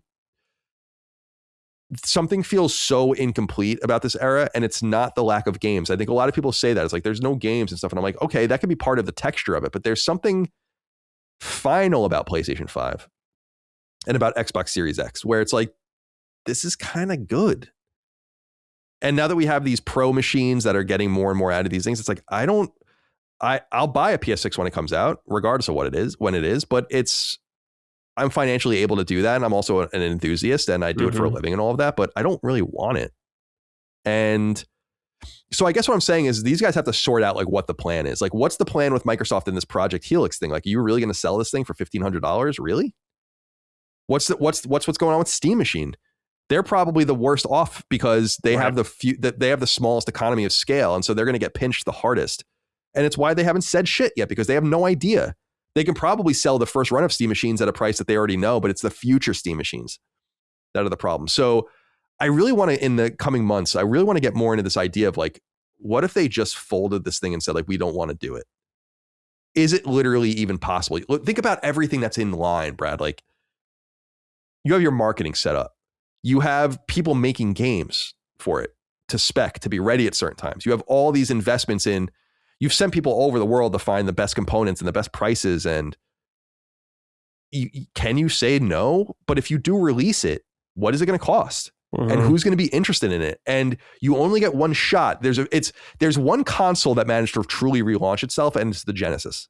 Other than that, you really only get one shot. You know? Yeah. Like the Genesis came out in 1989. No one really gave a shit. It came out again in 1991. That's what happened, right? And Sonic, and then it felt new, and it's not going to happen again. Some people would say the PS3 was kind of like that. I don't think so, because the PS3 sold too well for it to be like that. Even early on, like it wasn't killing, but it wasn't sitting there doing nothing. So that's where my sorted out is these guys, it's not their fault. They are victims of circumstances, but it's going to require a lot of novel thought, and they're going to have to figure it out. Because I was saying this on Sacred, Brad, like I intellectually understand when Tom says like the PS6 will cost less than the PS5 Pro. It's like, I intellectually understand that. You're using different components. The die is different. Like everything's smaller. You're laying this out over millions of consoles, and it can drag price down. So I intellectually get it, but I don't practically get it. It doesn't make any sense. Right. So I don't know, man. This is the first time I think in console history where there really is no demand for the new machines. At least in my opinion. Yeah. Yeah. It'll be interesting to see next year when they do come out, if they still do, PS6 and Xbox Helix, how people respond to them. I guess it'll just be the price. Of course, some people will hop in, but yeah, I don't know. Especially with so many games still on PS4, some of like the big live service games and stuff like that. So I don't know. You got to have a reason to move over for a lot of these people. But I know we will be there because we're enthusiasts. Yeah, I'll definitely, whatever it costs and whenever it comes out, I'll buy it. But yeah, I just have a hard time wrapping my mind around what that looks like. It just feels... The PS5 feels like it's halfway through its life. Sure. I feel like you can get another 5 years out of it. Sure. But maybe I'm crazy. I mean, I don't know. Yeah, I mean, it'll be easier to put that in perspective once we actually see the PS6, like what it's got going on, what its games are, whatever, all that kind of stuff. So yeah, we're just kind of guessing in the dark right now. I'm going to just kind of piggyback off yours and be like, I agree with you. They don't want prices to go up for all this stuff, but it's like, it still fucking sucks. The price is going up. I don't know what you could do about it really right now, but I don't like seeing it. I don't like seeing consoles get more expensive as time goes on instead of the opposite like we're used to. So whatever you got to do, man, whoever's got to do, I don't know. It's like a lot of it's like the memory and stuff like that, the AI kind of thing coming in. That AI is what it is. Sora shutting down though, like OpenAI. That is what it is. Like people are blaming it for all these other things. And like I was saying, like there's no doubt that there was a round of increases because of tariffs. There's no doubt there, but like inflation is one major component. And yeah, just the supply chain is just really fractured right now. And I was noting on Sacred that though it's capitalist, it bums me out that like it's not like everyone's holding a gun to these manufacturers' head and be like, yeah, just sell all your stock to the AI companies. Like you're making a choice to fuck everything up. And I know it's the chase of the dollar and all the rest. I get it. I'm not stupid. I just and I am a capitalist. I'm a business owner. I'm bummed about like the contribution of all of these different bodies and these different entities that are all contributing towards the same problem for a good that no one seems to, or very few people seem to want anyway. Right. So like they're forcing this thing and fucking everything up because of it. And it's easy to blame like the corporations that make these goods, the end result hardware, like a PC or a PlayStation or a fucking Alexa or an iPhone or whatever, but it's not really their fault. Like everything was fine when they were just taking their little pieces and their allotments of things. Everything was fine. And in fact, computers were getting comically cheap. Yeah. So you can't blame like, everyone's like, why can't we make more? And it's like, well, why would they want to make more when everything was getting cheaper? You want to flood the zone with even more shit. But now they're like, oh no. And it takes like 5 years to get these buildings built and like to get all the stuff done. And it's like, and then you have to say too, like, and then they have to look at it as like, this might be temporary. Like we might build these plants and then they're not needed. And these are billions of dollars each, these plants. So it's all fucked up because of this one thing. And it's the chase for AI. And Tom told me something that really bummed me out when we were talking on Sacred a couple of weeks ago on Sacred Plus, which was like, some of these companies are just buying the shit to keep it away from others. Yeah. They're not even using it. They just don't, like, I'm pretty sure he was saying maybe OpenAI or whatever was like buying shit just to make sure that the competitors couldn't get any of it. They're not even doing anything. So slimy shit. Whack. Their Sora thing shut down though. It did. There you go. That's good, I guess, from that perspective. Yeah, I'm sure those tools will end up in some other thing, but but I think it's what, didn't we talk about this on this show, is like the only way we can fight against this is like guerrilla warfare. And I think what ended up happening is that Sora just got bombarded with cease and desists and legal threats. It's like, that's really the only way you can do anything about this, is make it untenable. Yeah, Disney was involved with them and stuff and all that kind of stuff. Yeah, and then they unraveled because that would have been huge for OpenAI too, because they would have had legitimate access to that shit. Then Disney realized what people were doing with their IP probably. We're like, oh no. I don't know what you were thinking in the first place, but there it is. Disgruntled Citizen wrote in and said, hey, Brad and Colin, sorted out to my electric company, JCP and L. God farts. We lose power. The wind blows slightly higher than usual. We lose power. A tropical storm hits. We don't lose power. But then the next day is sunny and warm and we lose power. It's getting ridiculous. We lose power in my home at least 4 to 5 times, sometimes more a year. This has interrupted work, gaming sessions, and many other activities that I use electricity for. It got so bad that I had to get a UPC backup battery so I could safely shut off all my electronics. Fuck that company. It may be time to move. Damn, man, that's rough. Sounds like you live in Cuba. I'm only kidding. They don't have electricity at all in Cuba. Right now. That is the worst. When I lived in San Francisco, I lived in, just like a normal a building. My just a kind of a, I was on one floor with Greg, and then there was an apartment above us where the owner lived, and there was this wall we shared between our bedrooms, and it went upstairs, and like the electricity would just constantly go out. So we would like, our PS3s would just randomly shut off, and it would, you format, you do like that weird format thing when it would turn on and all the rest. That is a bummer. Like, you have to have like some sort of backup battery so that shit doesn't happen to your consoles and your hardware, your computers and all the rest. I mean, that fucking sucks. We take a lot of things for granted.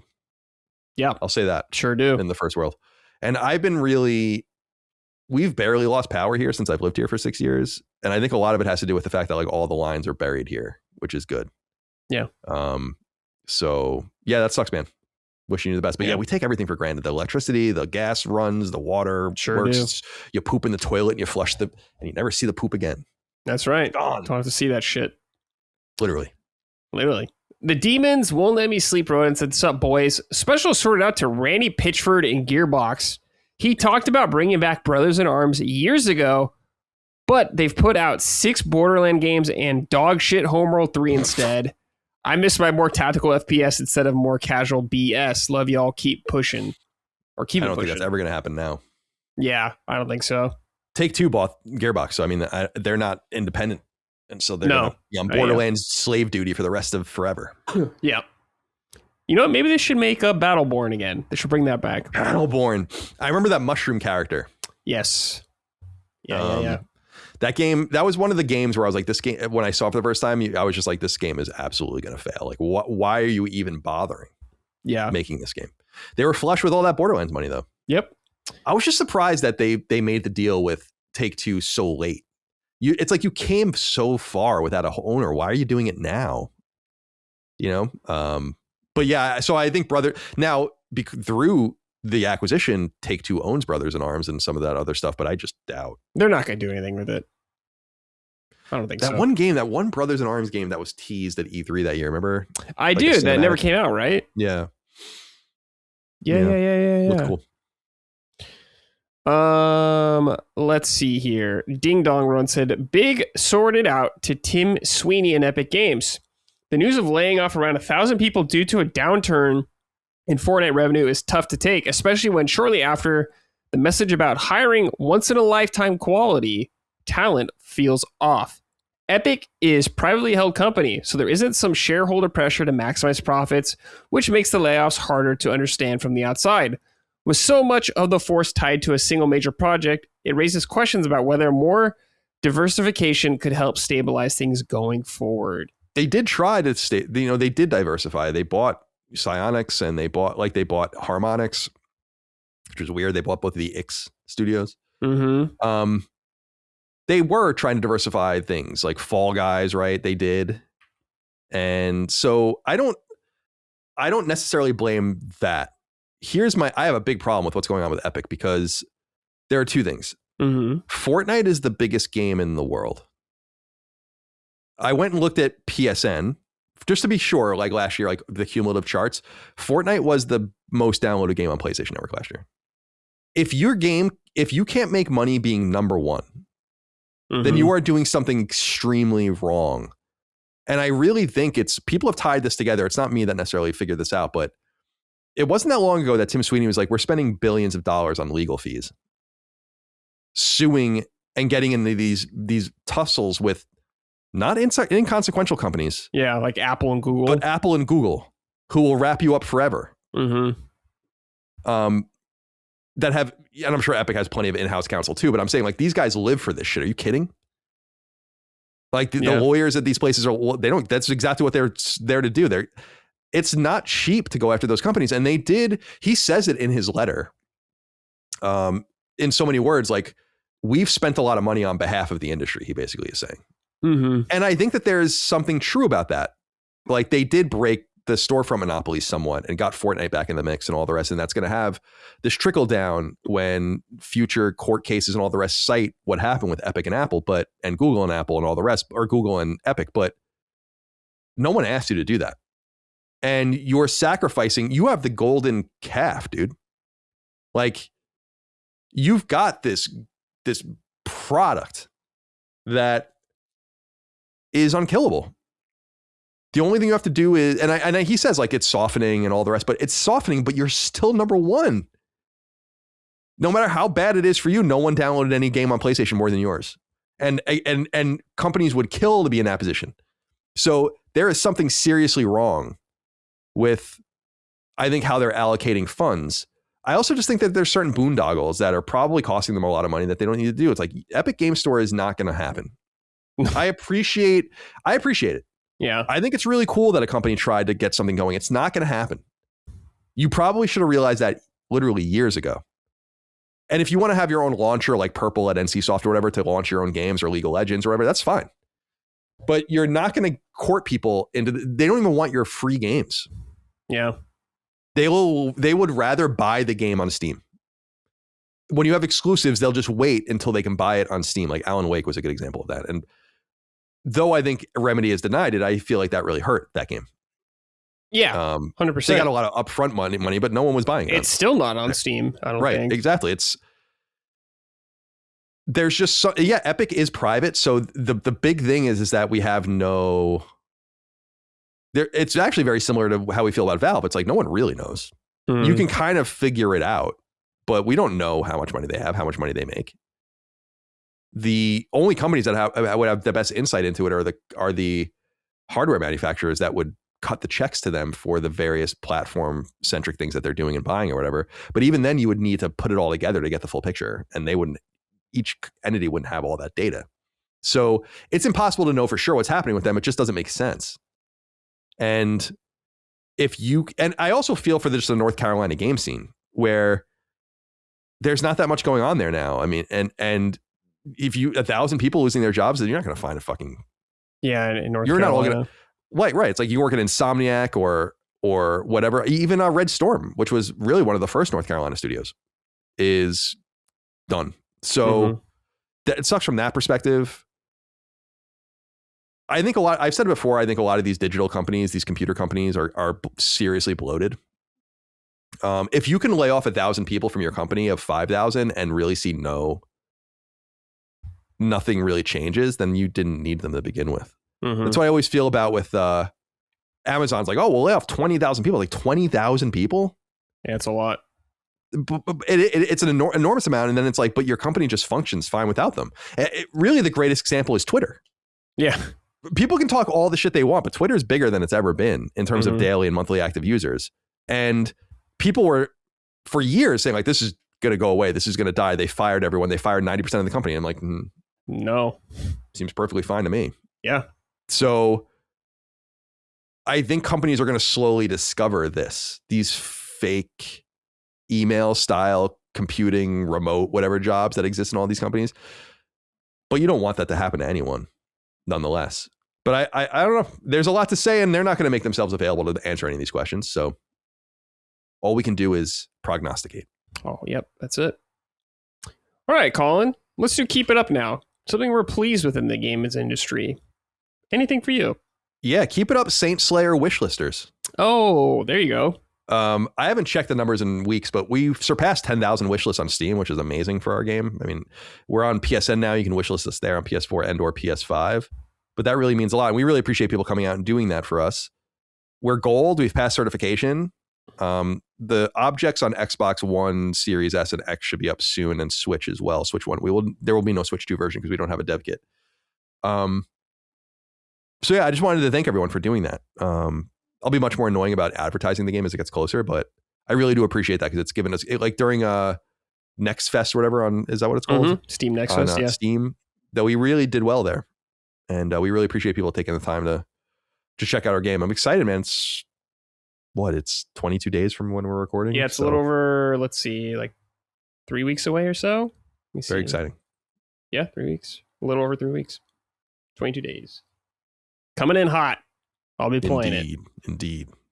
Playing on PlayStation, though. I'm not playing a Colin game on any other platform. Yeah, please play it on PlayStation. Yeah, play it wherever you want, of course. I think we might make the most money on Steam, but sure. I want people to play where they want. Yeah, play where you want. And all of our games do best on PlayStation. That's not a surprise. Yeah. For me, I guess I'm thinking about it.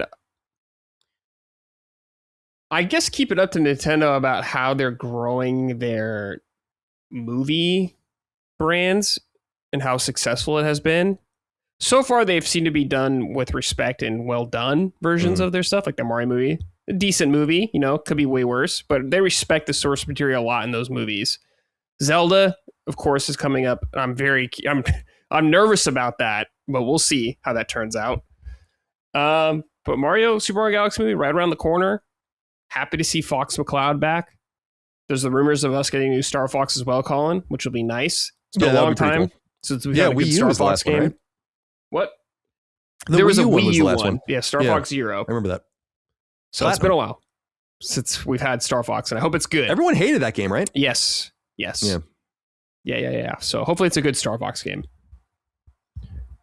You know what'd be sick, Colin? If Captain Falcon shows up. Yeah, that could be cool. I mean, I wonder get a little F-Zero tease. Yeah, I could see an F-Zero Easter egg for sure in the movie, like the actual Blue Falcon or something like that. So as we said earlier, like it's fun to think about how they have to manage all this with the assumption that they'll keep making them. Yeah. Oh, they will. Luigi's Mansion movie, make it happen.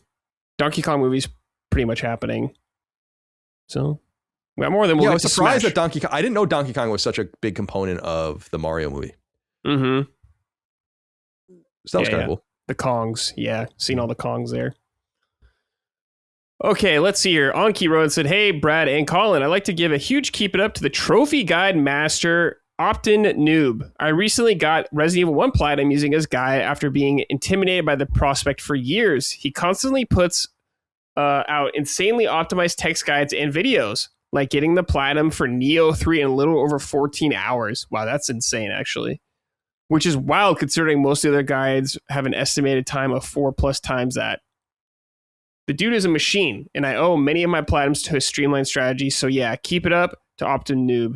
Truly a hero for trophy hunters. Colin, perhaps a future SS Plus guest. Yeah, I'm looking at this guy now. Yeah, he has a YouTube channel. I've never heard of this guy, but I probably have used his stuff before. It seems like he did stuff for Final Fantasy VII as well, the remakes. Mm-hmm. I love what you're describing is what in the trophy world is called roadmaps. Yes, and that's like almost the most important part. Because I think, again, I think there's a lot of people that just don't I mean, there's walkthroughs that spoil everything for you, of course. But I think people misunderstand like what a trophy hunt is and like what you do. And it's basically, you're not spoiling it for yourself. You're trying to prepare yourself so you know what to look for and not to miss anything. Mm-hmm. And guides that allow you to do, that are awesome and replicable and fun. So even as a Patreon, it looks like. So yeah, that's cool that he opted new. I like that name. There you go. Yeah, if you want to check him out on YouTube, you guys can. All right, Traylon wrote in. It said, "Hey gang, keep it up, Nintendo. I'm a multi-console gamer. I have all big three, but since the Wii U, I have always said laugh now, but Nintendo will be the last one standing.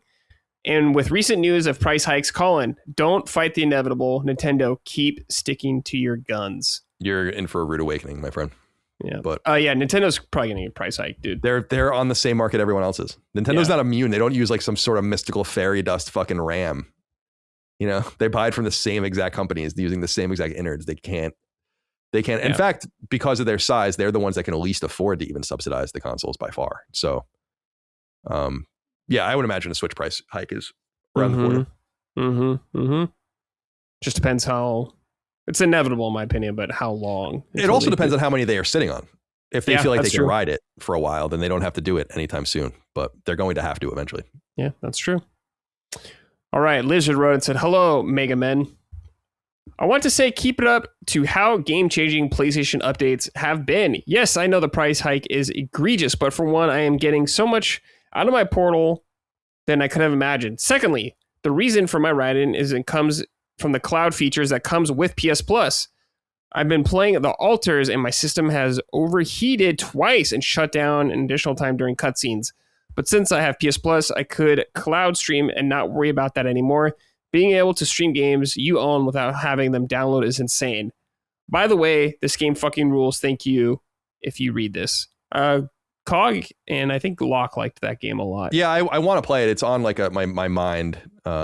It does look really cool. If your PS5 is overheating like that, you might want to. Yeah, that's a problem.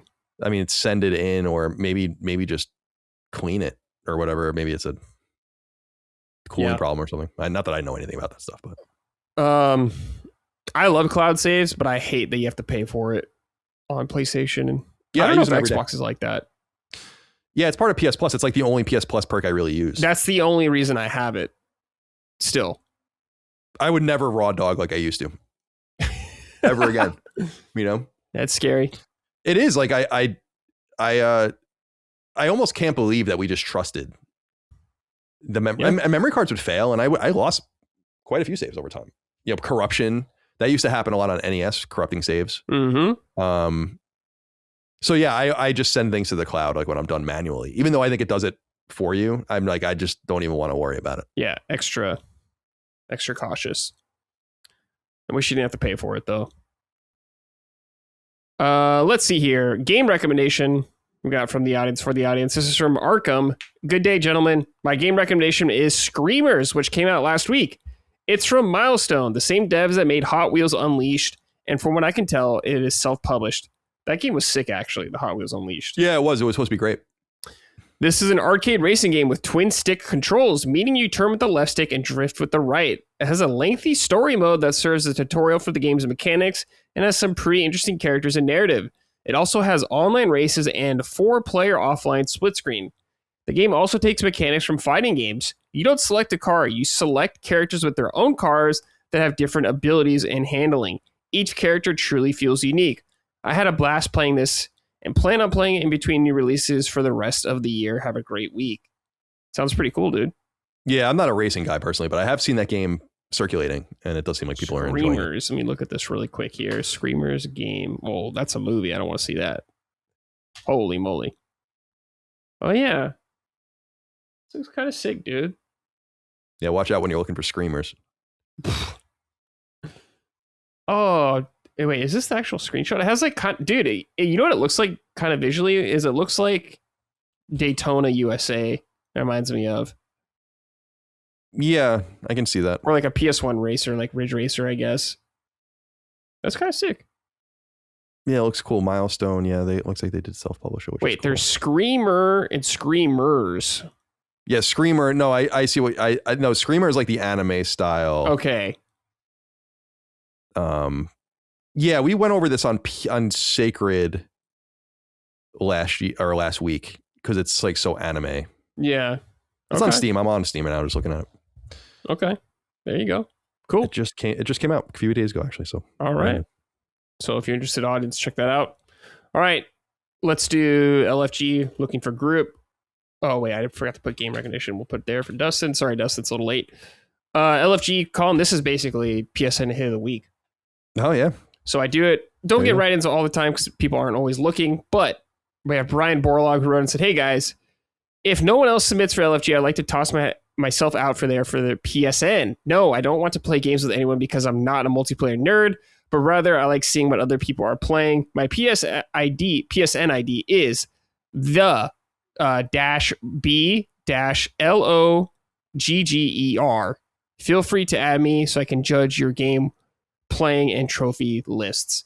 Yeah, you guys can write in if you just want to have online friends too. You don't need to necessarily have to play anything together, but if you just want to lurk at people's profiles, which I understand, you can write in for that. So once again, his PS ID is the -B-LO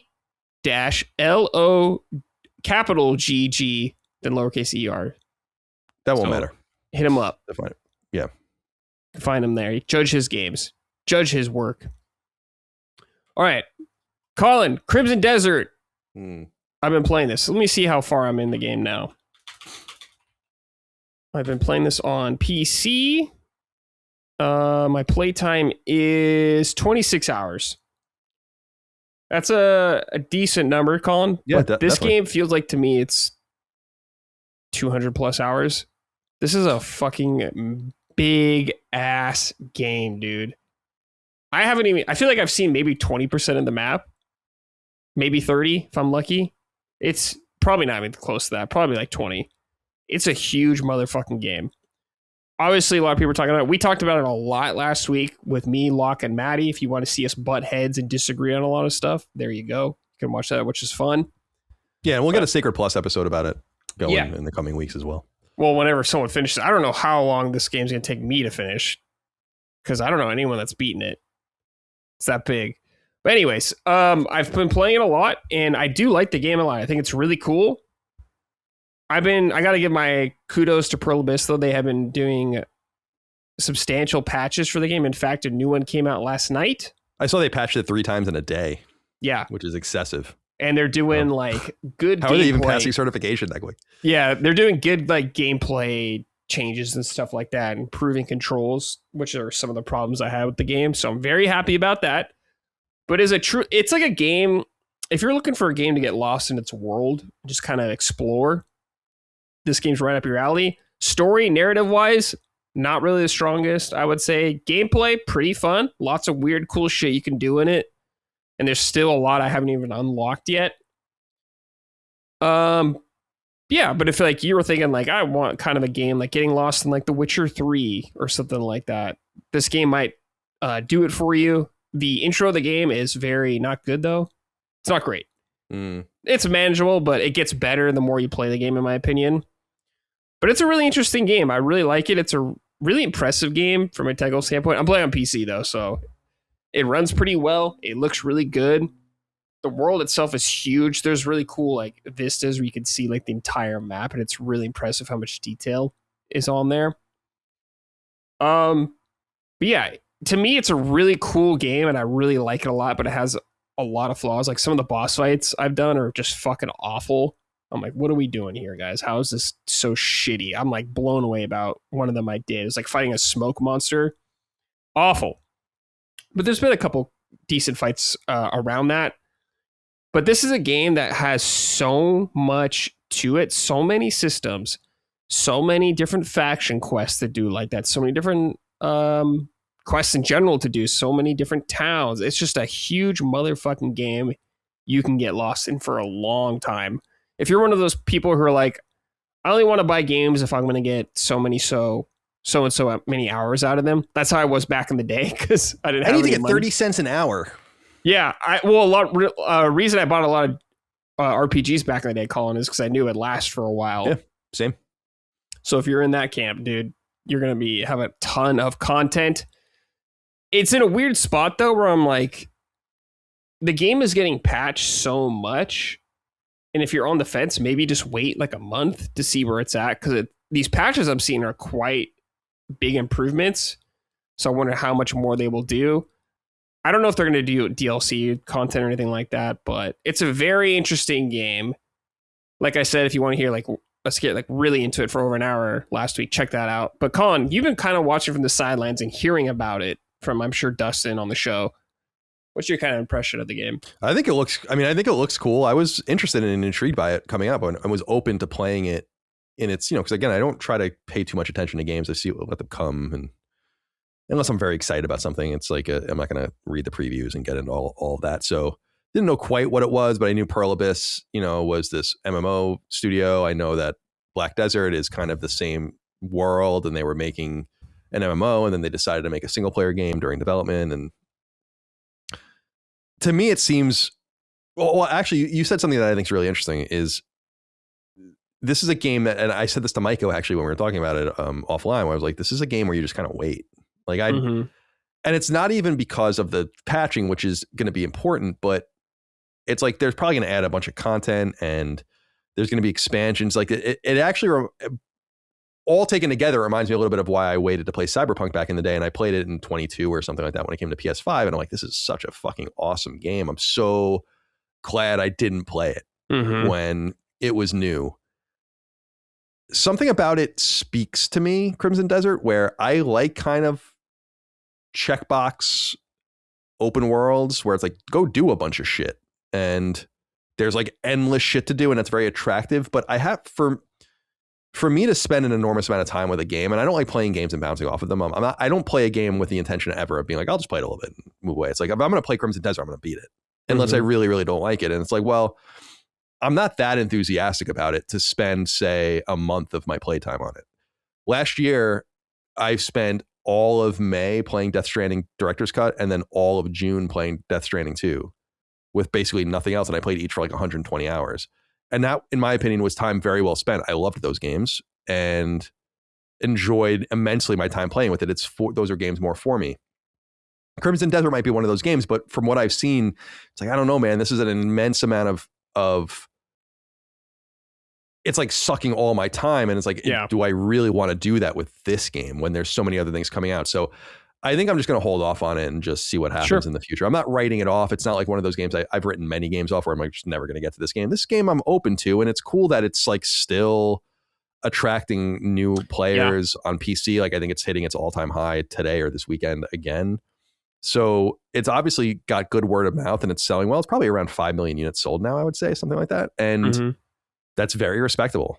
But I've heard too many bad things, not bad, but like too many things where like from too many people being like, I don't think this is quite the no-brainer for me that I might have thought it would have been. So yeah, there's just too many other things I want to mess with right now. But I'm not opposed to it in the future. Yeah. It's a weird game. It's not a game I could recommend to everybody. I don't know how people would respond to certain elements of it, but I think it's a cool ass game, despite how many qualms I have with some of its flaws, in my opinion. But I'll definitely keep playing it. I do want to finish it someday. So we'll be touching on it in the coming weeks.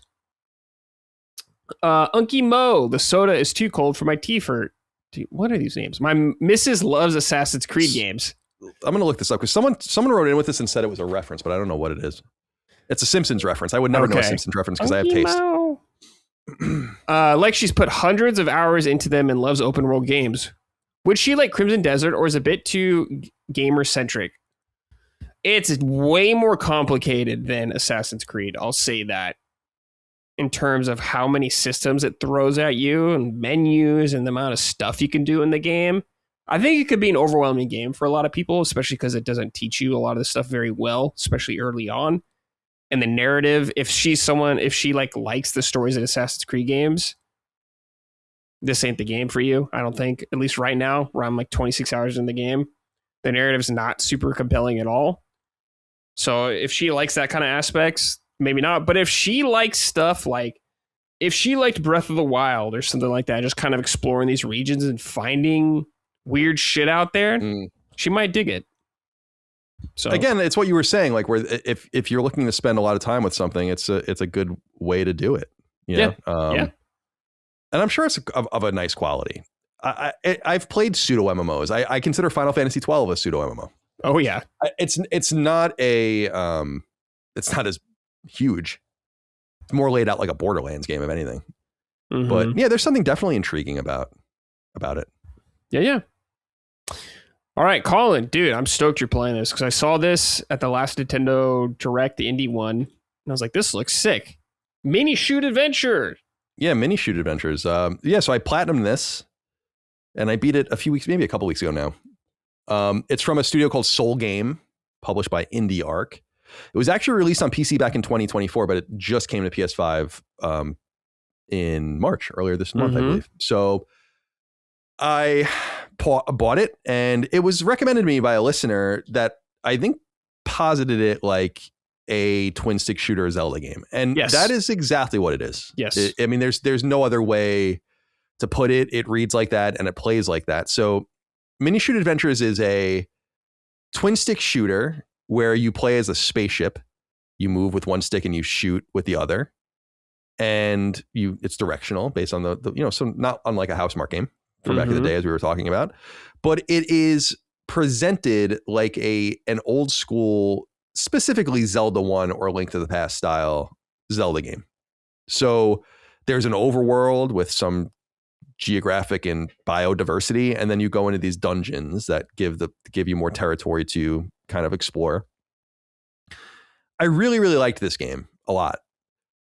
I played it on the hardest difficulty, and that's important because it straddles the line at that difficulty between an arcade shooter like Habroxia, our series, and a shmup or a bullet hell game, these are different things. And I think people interchangeably use, especially shmup or arcade shooter with bullet hell, and bullet hell is a totally different thing. And I don't know how you feel about bullet hell, but I don't really like bullet hell games very much. I think one of the only bullet hell games I ever really got into was Jamestown, probably 10 years ago, and I just liked what it was about. I just thought it was an interesting game. Bullet hell is extremely hardcore, and I like more of like my Konami shooters, like fucking Salamander or something like that. Like I like, and that was what Habroxia was kind of based on. At the highest difficulty level, Minishoot Adventures starts turning into a bullet hell game, especially on boss fights. But you don't have to play on the hardest difficulty level. And frankly, once I beat the game on the hardest difficulty level, I just dropped the difficulty level back down to do all the extra extraneous stuff, which I'll talk about in a minute. But all right, so I got to say the thing I hate the most about the game, which is the name. Okay. Specifically the apostrophe after it. So it's Minishoot Adventures, MINISHOOT space adventures, but there's an apostrophe after the T. And this is apparently because it's a contraction of minimalist shooter adventure. But and I believe them, that's what they say. But if that's the case, why wouldn't the apostrophe be between mini and shoot? It doesn't even make it literally makes no sense. I hate it. Like I don't understand that at all. It's dumb, but whatever. That's like the biggest thing, my biggest problem with the game. So that's a good sign. So again, picture Zelda on NES. There's even an ode to it, like in the beginning of the game, where there's a screen. Did you see it? Where it's like it's the opening screen of Zelda, screen one. Right, screen one, exactly, where you would go to see the old man for the sword in the corner. It's like the exact layout. So they know what they're doing. You even collect heart pieces and heart, piece. You get 4 pieces of heart, and you get a new heart, and all the rest. And there's a mana meter, and it wears its heart, pardon the pun, on its sleeve. But it's so much more than those old Zelda games, and yet a lot less than those Zelda games too. So one of the things that I really loved about it was just the kinetic gameplay.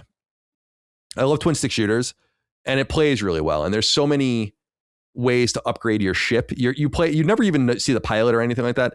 It is important to note that like there's almost no story. The game doesn't really communicate with you. You're kind of just, it might be trying to say something. I don't really know. There's like some text sometimes, but you're just playing it. So you have no idea at least I have no idea who the fuck I am. And you're fighting other machines and some biologics and all the rest in these different ships, but you upgrade your character's ship so that you have better guns and you have better spread on your guns, and the guns shoot faster, they shoot further. And then you get kind of these accoutrement weapons and items, like you can slow down time, and that has like a recharge, or you can heal yourself, I think, and that has a recharge, and so on and so forth. So there's all these different, you're leveling up basically by killing enemies, gathering this experience that then turns into these gems that you can spend to upgrade your character. And it's a small thing, but I love the treatment they have in the game. In the left corner, there's like a diamond shape, and as you kill enemies, they shoot out these red like kind of pixels or voxels that end up in like they shoot over into the diamond and slowly fill it up. And it's really, really quite visually pleasing. The game looks good, runs well. Again, playing on the hardest difficulty level was pretty tough at some point. And there are certain things in the game that I'm like, I don't even know if I could even realistically do this without dropping the difficulty level back down. Like there's a boss, like a secret boss to get the platinum you have to fight at the end, where he's literally like, I'm no joke, like 12 phases. Damn. This boss fight. And it's like, dude, this is crazy. And it's funny, like I should have probably played it on normal. I probably would have even liked it more, but I wanted the platinum, so I played it on the hardest difficulty level. I think much like Returnal, which came up earlier, obviously, I think maybe the biggest deficit of the game, other than its stupid name, is it doesn't communicate with the player. And I think that's kind of unfortunate. Quest logs, I think, of some kind are important in games like this, and they try to visually represent it. There's a nice map in the game. You find fragments of the map, so you put it all together, and then you find these tablets that when you bring them back to your hub town and show them to one of the machines there, they actually start populating your map with things that you've missed. But it doesn't show you what you're missing or why you're missing it and where. Like it's one of those, when I always talk about on the show, it's like one of those small things where I'm like, nah, this needs to be better. It needs to be tighter than this. Right. But yeah, overall, I really, really enjoyed it. I think it's a good way to spend 10 to 15 hours. It's not a very robust game, but I'm really glad people recommended it to me. And if you're into like arcade shooters, I think you're really going to find a lot to like. I think also if you're into old school Zelda games, because I'm of the mind, we always talk about Link to the Past as being like obviously one of the greats, and it is. But the original Zelda is an exceptional game. Yeah, it is. And I don't think that it gets a lot of love. It's 40 years old, I think, this year. And it's awesome. The original Zelda is a fucking banger of a game. Yeah. And I really think that they went with the mystique of that game. And the mystique of that game is unfathomable through the lens of the time of being a teenager or adult. In other words, when I was playing Zelda as a young kid in like the late 80s, early 90s, when I had barely any idea what I was even doing, everyone knew the answers to everything already. Oh, you go to that bush and you use the fucking blue candle and then you find the... But like, so like it's actually, we bring up Simon's Quest over and over again. Like that game has so many secrets into it that once you know how to do it, the mystique is gone. So to approach a game that has that feel, but not really know the answers, it's actually kind of cool. So I appreciate the spirit of it a lot. And I think it's actually, and I wrote it in my notes here, it's one of the things that I really focused on in my own little write-up for myself, my own little compendium, is I appreciate games that are actually notable. Yeah. In terms of, this is different. I've never played anything like this before. That doesn't happen very much. And it's not even that unique. It's just, I don't know. I've never played anything like it. I don't know that anything ever has been made before. It's not like this, whoa, what? I can't believe you did this. It's just like, why didn't anyone ever do anything like this before? Yeah. So I don't know. I don't know if you're into it. Or I don't know if you really like those kinds of games, but it's a really, really nice game. I'm a sucker for upgrading things and like finding collectibles and doing, and that game really speaks to this as well. And deciding how you're going to upgrade your character, I think, is really fun too. because you to start getting that currency, that blue diamond currency, you need to kill more and more enemies. So you have to be very deliberate. And sometimes you need to spend like 6 or 7 or 8 of those on one upgrade to get to the highest level of it. So I really focused personally on like the distance my bullets would go and my spread even more than power. Even fire rate is pretty useful just to get more bullets on the screen. But you'll find when you get deep into the game, especially on the harder difficulties, it's like, man, this really does turn into like more of a true Japanese bullet hell experience, that where there's like one safe space on the entire screen. Like, you have to stay still in that space or like move slightly to the left or whatever is the like, and that's all you can do. Yeah. It kind of gets a little bit like that and it gets a little nuts. But this game looked awesome to me. I like shmups and bullet hells and stuff like that. I think they're fun. And I love Zelda, obviously. So it looked right up my alley. I just haven't gotten around to it. Are there like items you get like, you know how like in Zelda you get like the boomerang or something? Yeah, there are. So you get a trio of things that you use kind of like the boomerang. And I was saying that earlier, like one of them is like kind of like a heal thing, like on your triggers. Oh, right. One is like kind of slowing down time. And I think there's, another one of them is like you can call a familiar, basically. Okay. That like accompanies you and just kind of shoots and does things. But the items you're finding otherwise are usually passive, but cool. So like you find an item that allows you to quick travel back to your hub town, or you find an item that strengthens something you already do or makes your experience better in some way. So it's not things that you deploy as much as things that augment your experience. But yeah, like I can still picture the screen in my head like this. You go to there's like on the left side of the screen, the start screen, there's like all the upgrades. And then on the right side are like all the items you find. And then in the center are like items you find in the actual dungeons themselves that allow. So like at some point you find like an item that allows you to dash. That dash allows you to get to like parts of the map that you couldn't get to before and so on. But you would only find that in the dungeon by defeating a certain creature. So yeah, really cool game. Again, vague is the name of the game for me right now with a lot of this stuff. It's like, yeah, I would have liked a little more. It's funny. Returnal, Chronicles of the Wolf, and Minishoot all are vague in their own way, in ways that I don't necessarily think help the game. So that's maybe a commonality between them, although totally unintended.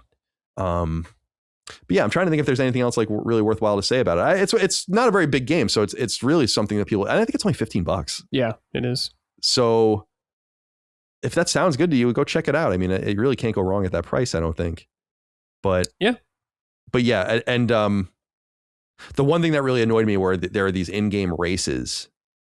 Your familiar is like some sort of fly-looking creature, and so you find these other flies, and there's 10 of them, and you race them in like these. But like the races are so crazy that I got this tip online. It's like, dude, just someone said it on some website or some forum where it's like, just go into the accessibility options and turn the speed of the game down. Oh. And you can turn the speed down by I think 100%, or so 50% technically. So you go to 50 on the bar, and but it slows the whole game down. So it's actually not an advantage to you necessarily. It just gives you more time to react, basically, because you're also moving half as fast as you usually would. So I cheated a little bit, but it's not unlike I did the same thing with not the same thing, but the Valkyrie Queens in like God of War. I'm like, I'm not doing this. Right.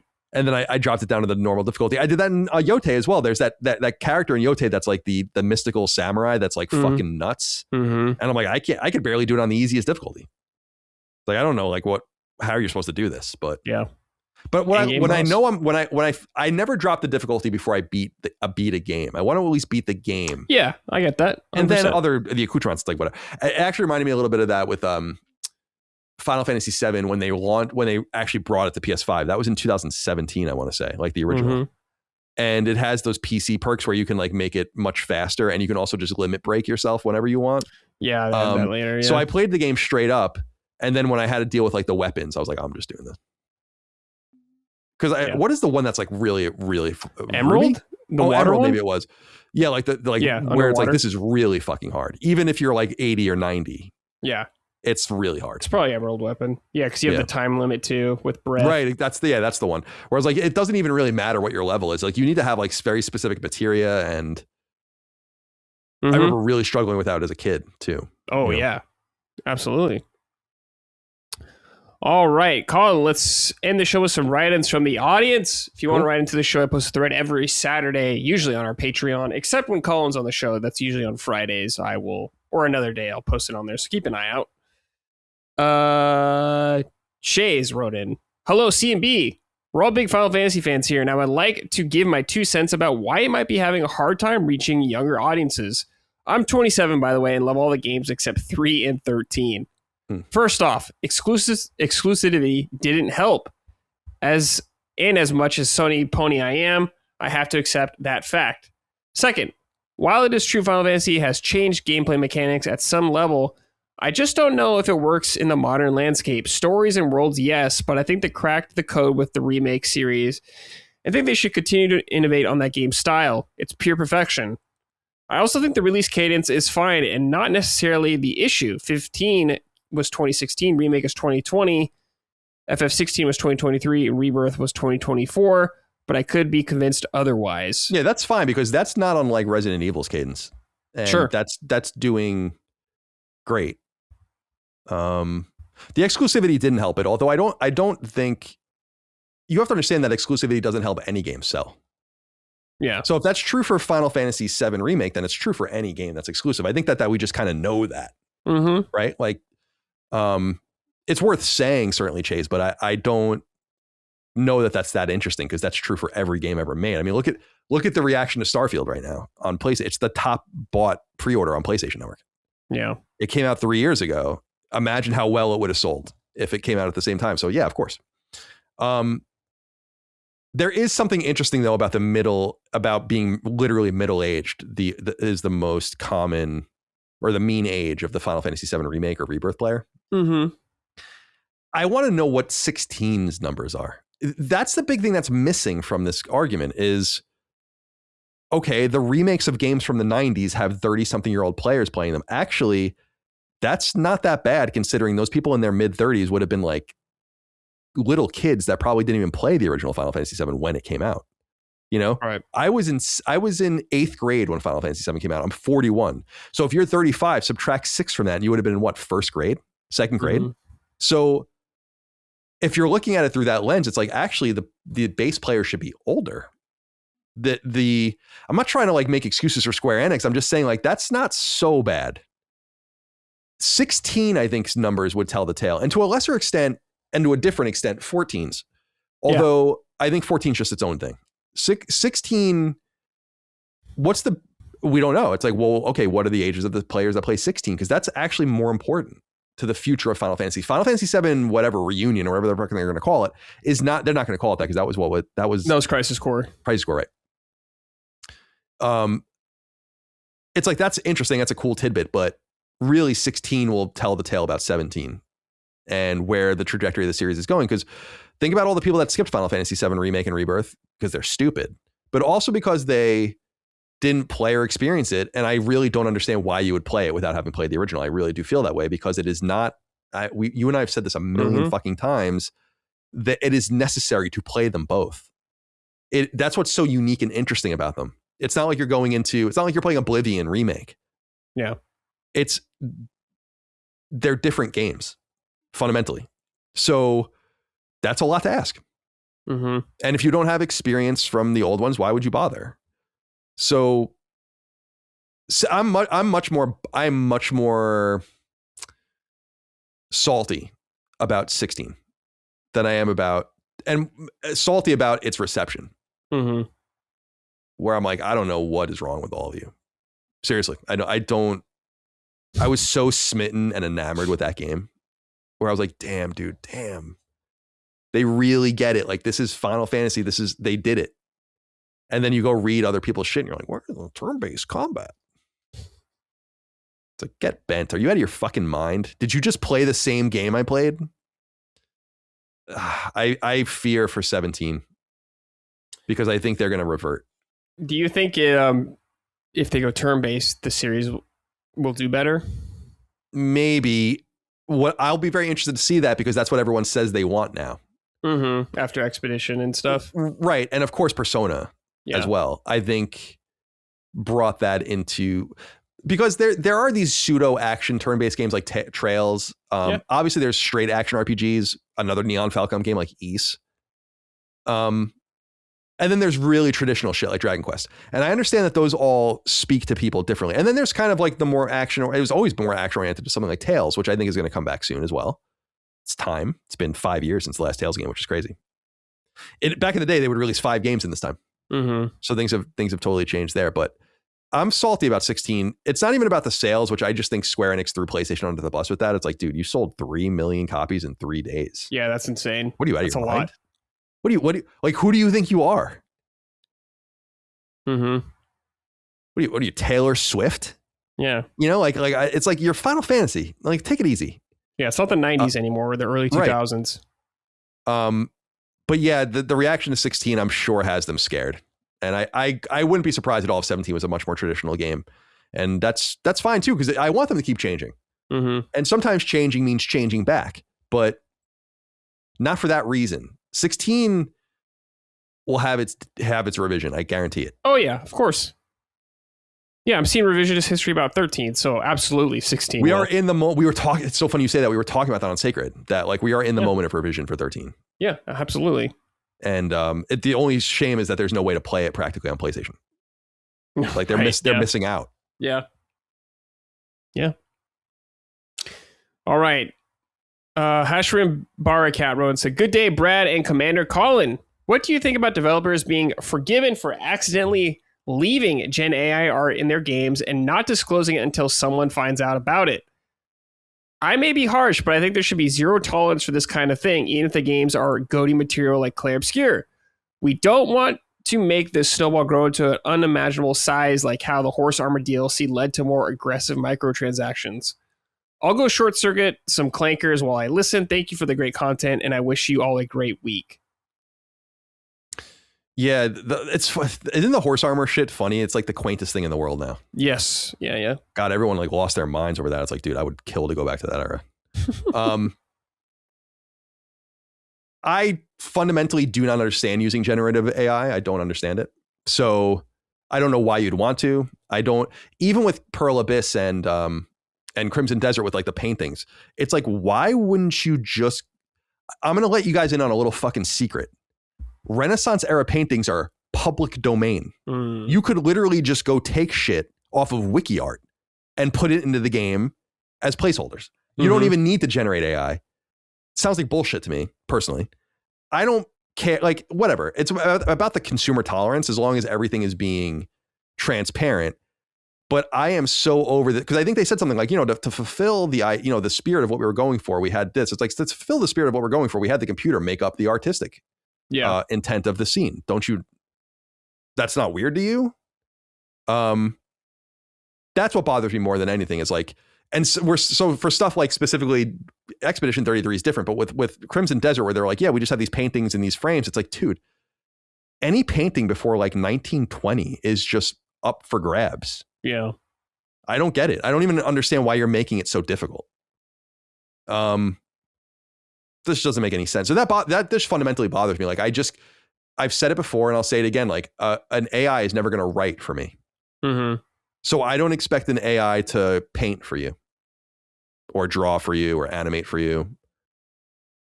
You can use AI to find answers and get better and do whatever, but at the end of the day, man, but no one cares. So it doesn't matter. Yeah. No one like ultimate really cares. I feel like financially, like people get upset about this kind of things, and developers like Clair Obscur had AI or whatever in it.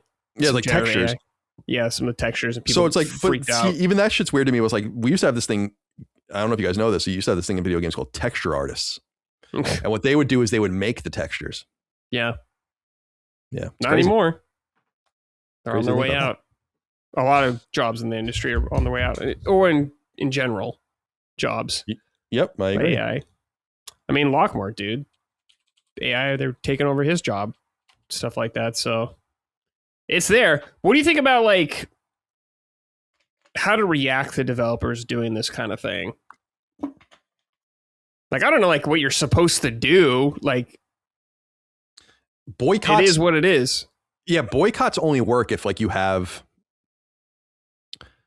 you have like boycotting things that no one gives a shit about is just a waste. Yeah. Because you're not really doing any harm. And in fact, you're probably only harming yourself because you're keeping yourself away from something you really otherwise wanted. And yet the dichotomy there is that you never get change if you don't put yourself out there first and maybe try to be the harbinger of that change. But the reality is that this will all hinge one way or the other on how much people care. Mm-hmm.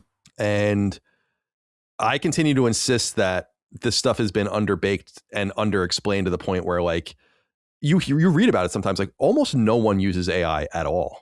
Or I don't want to say that. Vast majority of people do not use AI at all. Mm-hmm. So it's not like a thing, and it's useful for every person. I've discovered that. I've gone outside and been like, what's wrong with this bush? And then I asked ChatGPT and it's like, well, here's some interesting information about that. I'm like, that's cool. Mm-hmm. I just don't understand offloading the last humanity that we have to the computer. Because if we can't create subjective things anymore, like our interpretation of a night sky or whatever, and offload even that, not the ChatGPT, what is the composition of the atmosphere? That's different. It's an answer, 0 or 1. It's binary, yes or no. But the things that don't have real answers, if we don't have that anymore, that subjectivity and that ability to flex that, then I'm not really even sure what the point of anything is. And I'm not even trying to be like melodramatic. It's like, well, what is the point? Right. We live in this now everything is going to be truly deterministic. And I don't understand why anyone would want that world. So I think what we were saying earlier about Sora, it's like, it's guerrilla warfare, dude. And that's all there is to it. And I'm totally willing to differentiate between useful AI that's basically an advanced Dewey Decimal System, mm-hmm.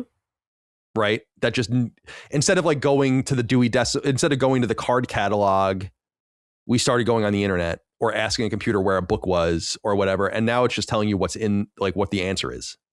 And there's something cool about that. Like there's no doubt that that's cool. I just think people are throwing out the baby with the bathwater in some sense. Yeah, it'll be definitely interesting in the gaming industry to see in the few years more of the AI implementation, all that kind of stuff, how it's handled. Because it's going to keep going, by the way. It's not going away. No, it's not. It's certainly not. They're going to consolidate, and these things are going to be, there's going to be a lot of losers, but the winners will be incredibly powerful. It's exactly what happened with Microsoft and Windows, or Google and their search engine, or Amazon and their storefront. Like this is the future. Mm-hmm.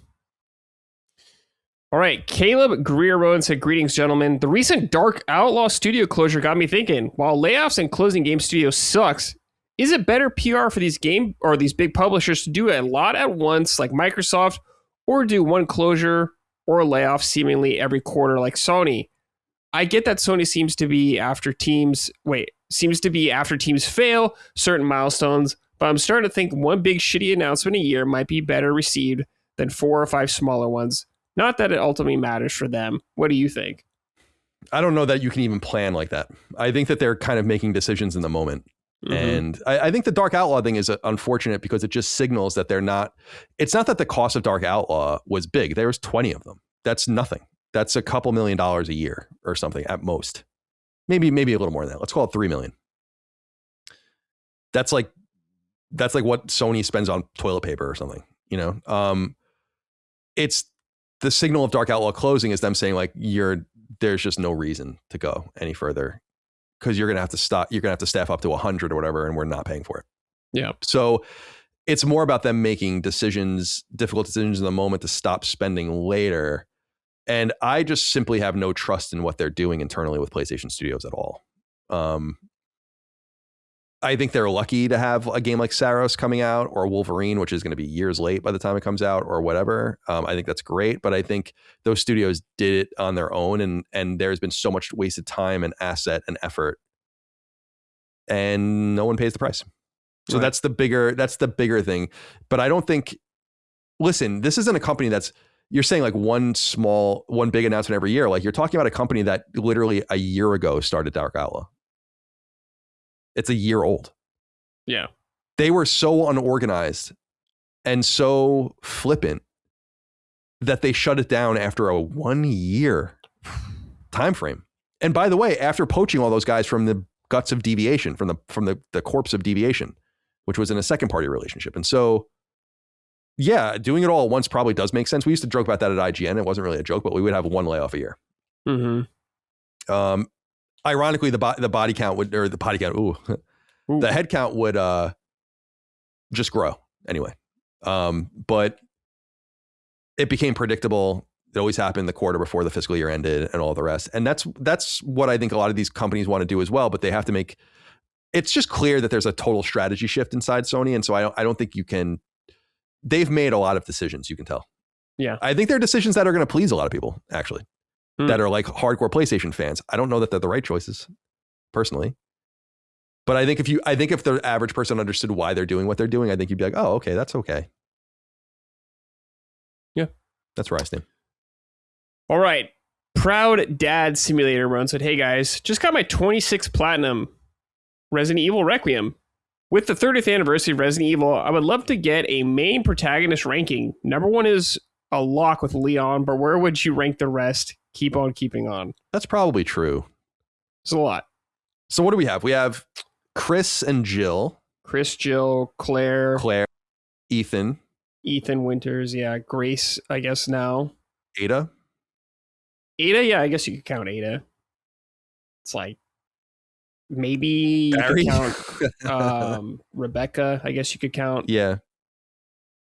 I don't know. That seems enough off the top of my head. Yeah, I do think Leon's probably at the top. Sure. After that, I don't know. I like Chris. But Leon. Yeah, I have a soft spot for Chris and Jill just because they're the first two. I think I like Jill slightly more than Chris. Yeah, that's fine with me. So but Jill 2, Chris 3, Jill, maybe? Chris 3. Then we got, let's see, we have Ethan, Grace, Rebecca. I don't know. What do you think about Ethan? I like Ethan. It's funny when people bring up how much, especially they love 7. He never really comes up though. 8 kind of. It's funny because I really liked Village, but it did kind of seem to come and go. Like it wasn't one of the, which is funny because the setting was so good. Yeah, Ethan would probably go around here. I would say maybe. Okay, then we can do. What do you think, Rebecca or Grace? I kind of feel bad for Grace.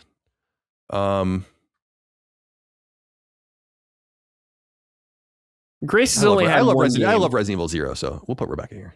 Okay, we'll do Rebecca, but I'll say Grace just because she's only had one game. Yeah, I do like Grace a lot, but she's only been in it once. What was the other character in 0? Billy, dude.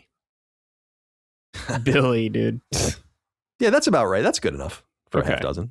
There you go. Leon, Jill, Chris, Ethan, Rebecca, Grace. I'll deal with that. Yeah, there you go. All right. And KB with the final right answer here says, hey, gents, we've seen an uptick in gamers calling out bad character designs lately, but nobody ever really digs into the why. Like, why does Mary Jane look so much worse in Spider-Man 2 than she does in Spider-Man 1? Why does it feel like so many live service games ship with rosters that nobody wants to play as?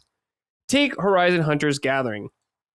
At what point in the art pipeline does someone say, you know what? Let's make a 300-pound, pink-haired amputee character.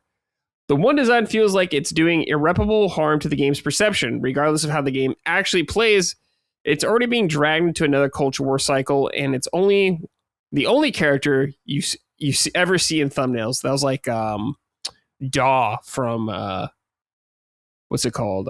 Cancel game, like Concord. The big the big blue bitch. Like the blueberry from bitch. Willy Wonka. My question is this: what's the real driver behind this trend? Is the creative vision getting diluted by the design by community approach, or a fear that strong aesthetic appeal will get labeled as toxic or something else entirely?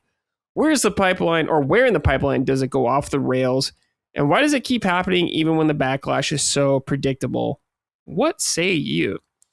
Why do you think game developers do this, Colin?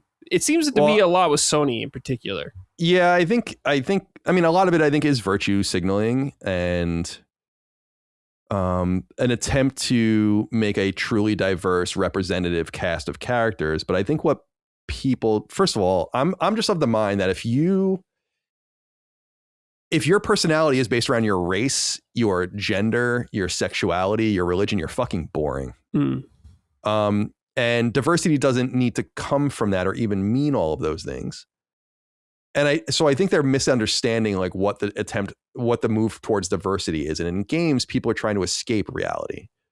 If I want to see 400-pound women walking around, I can go to like Publix and go down, and walk around, like people aren't trying to see that in their video game. And I understand that. Now, the tank character in Horizon wasn't so offensive to me because I was like, oh, it seems like it's done for a reason. Like the body type plays into like the bruiser mentality. But again, like I feel like people think I defend Horizon too much, and so ultimately, I think the people will determine what the nature of if Hunter's Gathering will work or not. Like it's up to them. I agree that there are characters that don't appeal, and yet, God, I wish I remembered. A few weeks ago, someone tweeted out like a hero shooter that's coming out and all the characters from the shooter, and I wish I remember what game it was. And I looked at them and I thought it was pretty cool. And then I was reading the comments and I'm like, this sucks. Like, what is this? And I'm like, I don't know, man. I guess I just don't know what people want. Cause I understand why people didn't like Concord.